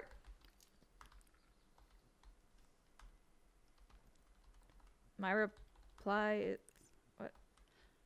Half this episode is just that 8 Ball being a bitch. It's being really finicky today. okay. It's just Mario Kart. It is certain. Okay. Nice. All right, cool. All right. Now we're into the final stretches of our Magic 8 Ball predictions. As you guys know, Bethesda has formally announced that they are sitting out any announcements this year, so we're not going to include them because it doesn't really feel like a good place to speculate what they may or may not do when they're like, yo, we're taking a break from announcing stuff. But Warner Brothers, on the other hand, did originally have a plan to be part of E3 this year with their own press conference, or at least it was alleged that that was going to happen. So they've got some things up their sleeve that they haven't quite shown us yet. And we've got several questions about this from our patrons. Megan Milton asks, will WB announce a Batman game, or will Rocksteady tell us what they are working on soon? So instead, those are two questions. So will WB announce a Batman game? Will we get a Batman game? Don't count on it. I think that's fair. Oh, Britt. My sources have rumored that what Rocksteady's working on is not a Batman game. Yeah. So it's a that makes DC sense. game, but it's not Batman. Will we see what Rocksteady is working on this year? Hello. Oh, Outlook not so good. Maybe they need a little bit more time. I mean, they have maintained. It's been a while. Yeah, they've maintained though that they're like not ready to talk. Like there has not been any leaks or teases or really anything from Rocksteady at all. And you know, like generally that means that they're like really deep in development and they just are not ready to talk about it yet. Heads down. Yeah. Alex Kohler asked, do you guys think that we'll finally see that Harry Potter RPG? Yes. Now this one I'm particularly interested in. Okay. I am very much Big eager, money, no whammies. Big money. eager for Harry Potter. Okay, clench. Everybody clench. Because I 'Kay. really want. Clenching. I really, Come on, really Harry want Harry Potter. Potter. Will Harry Okay, Potter be clenching. a real thing this year? The Harry Potter announcement. Oh my God! You need to give me an answer. Oh, the clenching continues. Oh, my butt hurts. Ooh, clenching so hard. It is decidedly so. Yes. And the magic 8-ball does not lie, ladies and gentlemen. I love It has never it. once lied in the history of us doing this podcast. So do not crush Yeah. your hopes and dreams, Alex. Harry Potter shall soon be yours. Harry Potter. And I Harry have Potter? to double check. I think Dragon's Dogma is actually Bandai. I think it's Bandai. Not that it's Or it's Capcom. Capcom. Capcom. So Warner Brothers' other things that we know are outstanding include the Lego series from TT, the Skywalker Saga. So I imagine we'll get a release date for that. I don't really think it's worth asking the 8-Ball about because we'll probably Yeah, that's fine. Yeah, it's Definitely get fairly more. reliable. But it's possible that we may get something from NetherRealm, or they may take time off. Maybe they're working on Injustice 3. They just released a new expansion for Mortal Kombat 11, which I am looking forward to playing. But You want an Injustice question? I don't know. I don't know. Whatever, we're gonna ask it. Yeah, Steimer's just like, do it. let's do it. Let's do it. Will we get Injustice 3 announcement? My sources say no. Yeah. See. Mhm. You know, it was worth Magic a shot. 8-Ball never lies. I was looking at one of our clips from 2018, and it was when we were predicting Animal Crossing was going to come to Switch, and we asked if Chrissy Teigen was going to be the one who announces it. Oh, wouldn't that have been And great? the 8-Ball said yes. Well, So you take know, that for what it's was worth. part of our dreams. It was real in our Rip. heads. All right, the hashtag is Dragon Dogma 2 finally going to happen as a launch title for the PS5? That's Capcom. I think we're still on WB. Oh, are we? What know if we were about calling them here. Monolith? Like what they're doing? Yeah, no, that's a great question. So Monolith, of course, known for the Shadow of Mordor games, and we haven't really heard much because they obviously came under a little bit of fire with some of the microtransactions that were built into that game, and I was really having high hopes for Shadow of War and was a little bummed at how repetitive it got, and I'm a giant Tolkien fan, as you guys know. So I obviously think that Monolith is working on something. I don't think that we're going to hear from Monolith until probably next year at the earliest, would be my guess. Let's ask. Will we hear from Monolith at all this year in 2020? Outlook, not so good. So yeah, Magic 8-Ball's on your side there, Andrea. Swat wah. Outlook, not so good. I was taking a look at what other stuff Warner Brothers could potentially have coming down the pipeline, and I feel like Harry Potter is it. Lego Skywalker Saga is it. And then obviously some mobile titles, but yeah, I think I honestly could go either way about Rocksteady. I feel like that's going to be a big surprise when we do hear from them, but Do you guys want to ask if we're going to hear from them? We already did. Oh, they said no. We right? did. Yeah, I We said no. Okay. We don't need to do every publisher, but since friend of the show, the hashtag is who created the shirt that Brittany is wearing, if you guys remember, the one and only hashtag is helped design that way back when in 2017 when we were just babies doing Was Good Games. Asked about Dragon's Dogma because he is forever an evangelist for Dragon's Dogma. Also, Britt, Yes. did you play? I played like 10 hours of it. I really did like it, and then I stopped. The problem is I was playing on my Switch, and I tried playing it from all the travel when I was coming to California, and then it was like, it doesn't look good on the Switch on mobile, and I stopped. Yeah. I feel ya. That's it. Dragon's Dogma 2 is going to finally happen as a launch title for PS5. Oh, wow. Okay, that's very specific. Cannot predict, so you got to clench a little harder, everybody. All right. Better not tell you now. It's being saucy. Oh. Ooh. Why are you being saucy? Very doubtful. Wah, wah. I think that's fair considering how specific that is. Like, I don't know if it'd be a launch title for... And the Magic 8 Ball is very fair, very logical. Very, Those answers. yeah, really thinks about it. And that brings us to the end of the segment. Ladies, do you have any final like pipe dream wishes, things that you're like, if I could make a dream like announcement that would make me squeal with joy, maybe pee a little bit, like I mean, what we would know the Brittany's announcement in be? Silent Hill. No, not Silent Hill. The thing I've actually fantasized about this. I mean, not fantasized in a sexual way. That's weird. I've thought about how amazing would it be for, again, I've talked about Ocarina of Time remake. I have it envisioned in my head how it would go down. It'd be a black screen, and suddenly it would fade into the title opening for Ocarina of Time where you're looking over the Hyrule landscape. The music starts playing. You hear Epona starting to trot over, and then the music kicks in. Oh. You want to be a cinematic director now. Oh my God. I've thought about that so many times. That would be the one. That would be absolutely it. That'd be way more than Mother 3 if I ever got that. Because you were so gesturing with your hands, you've now put yourself out of focus. Yep. Now you are It's a just what ghost. happens when I get excited. It's just my Okay, so- pheromones are infecting everything. I guess I'm not Wow. surprised that you're most excited for a remaster of a game you've played several times. remake. A remake, Oh, no. sure. Of a game you've played several times. But like when you say remake, you mean like Final Fantasy VII style, or you mean Oh, like yes. stay true to the original? No, because they've already remastered it in a sense with Master Quest that came out in the GameCube, and then there was the 3DS remaster as well. I want like a full-fledged like Unreal 5, you know, like You want all the polygons. I want all the polygons, all the triangles. You I want want all the the tech rocks demo. moving in real time. Do you remember that Wii That U tech demo that looked so good with Link? And that game just never Oh, yeah. existed? Yeah, absolutely. Yeah, No, kind of. Yes, and then there's all these Unreal demos as well that people have made and posted to YouTube that I will watch from time to time, and I will get a little misty-eyed because they're so beautiful. I don't know if it'll ever happen, but if it did, that would be it. I don't know what I would do after that. Probably pine for Mother 3. Steimer, do you have predictable. one? I mean, not really. I think of everything we've talked about today, though, the thing I am most eager to see is what Rocksteady is working on. Like, I really am just like, hey, guys, what you doing over there? What about a Viva Pinata, a new one? We've Would already that be talked. a I one? feel like we've answered like that is an ad nauseum question at this point. Yeah, it would be Well, it would I be great, answered it, but Clearly, don't it's think it's clearly gonna not getting happen. her that excited. it's Nah, not clearly because not. I just Nah. don't think it's gonna happen. So See, this I is the try to difference not. I between try to me. not get amped about shit I don't think is real.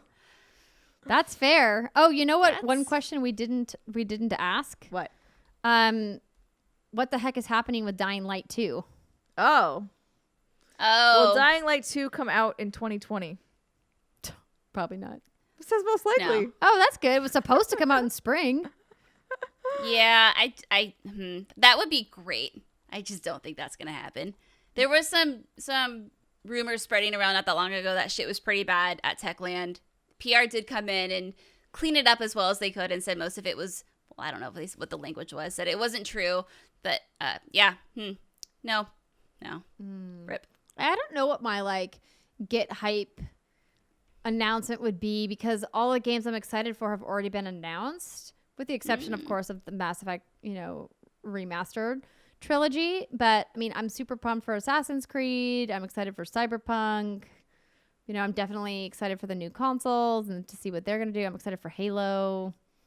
I mean, I guess for me, Destiny 3 would be the get hype announcement of the year. But I don't know. Adding a new class. Yeah. Oh my Finally. gosh. If they added a new class, it would be amazing. I mean, I'm pretty sure by the end of the summer, we're going to hear about the next major expansion, the next like Shadowkeep style expansion for Destiny 2, even though I really hope that they would move on and transition to Destiny 3. But I don't know if Bungie is there yet. But I mean, I love that game, as everybody knows. And so I think like for me, like Destiny 3 would be like the get hype announcement. So 8-ball. Is there a possibility? No. No. We're going to be definitive here. Mm-hmm. Will Bungie announce Destiny 3 In 2020. in 2020?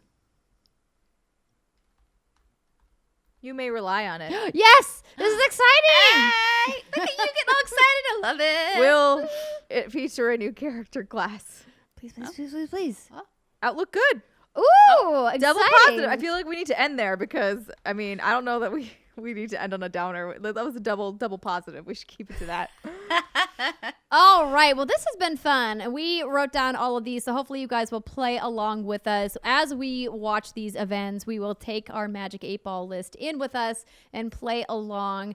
As I mentioned at the top of the show, it's confusing as heck following what all these streams are. So as I mentioned, Britt and I will be working on a streaming calendar so you guys know when you can tune into What's Good Games Twitch channel, but keep your eyes peeled for that. Hopefully you guys enjoyed your time. For now, we're going to say goodbye and hope that you enjoy your weekend. Bye, everybody.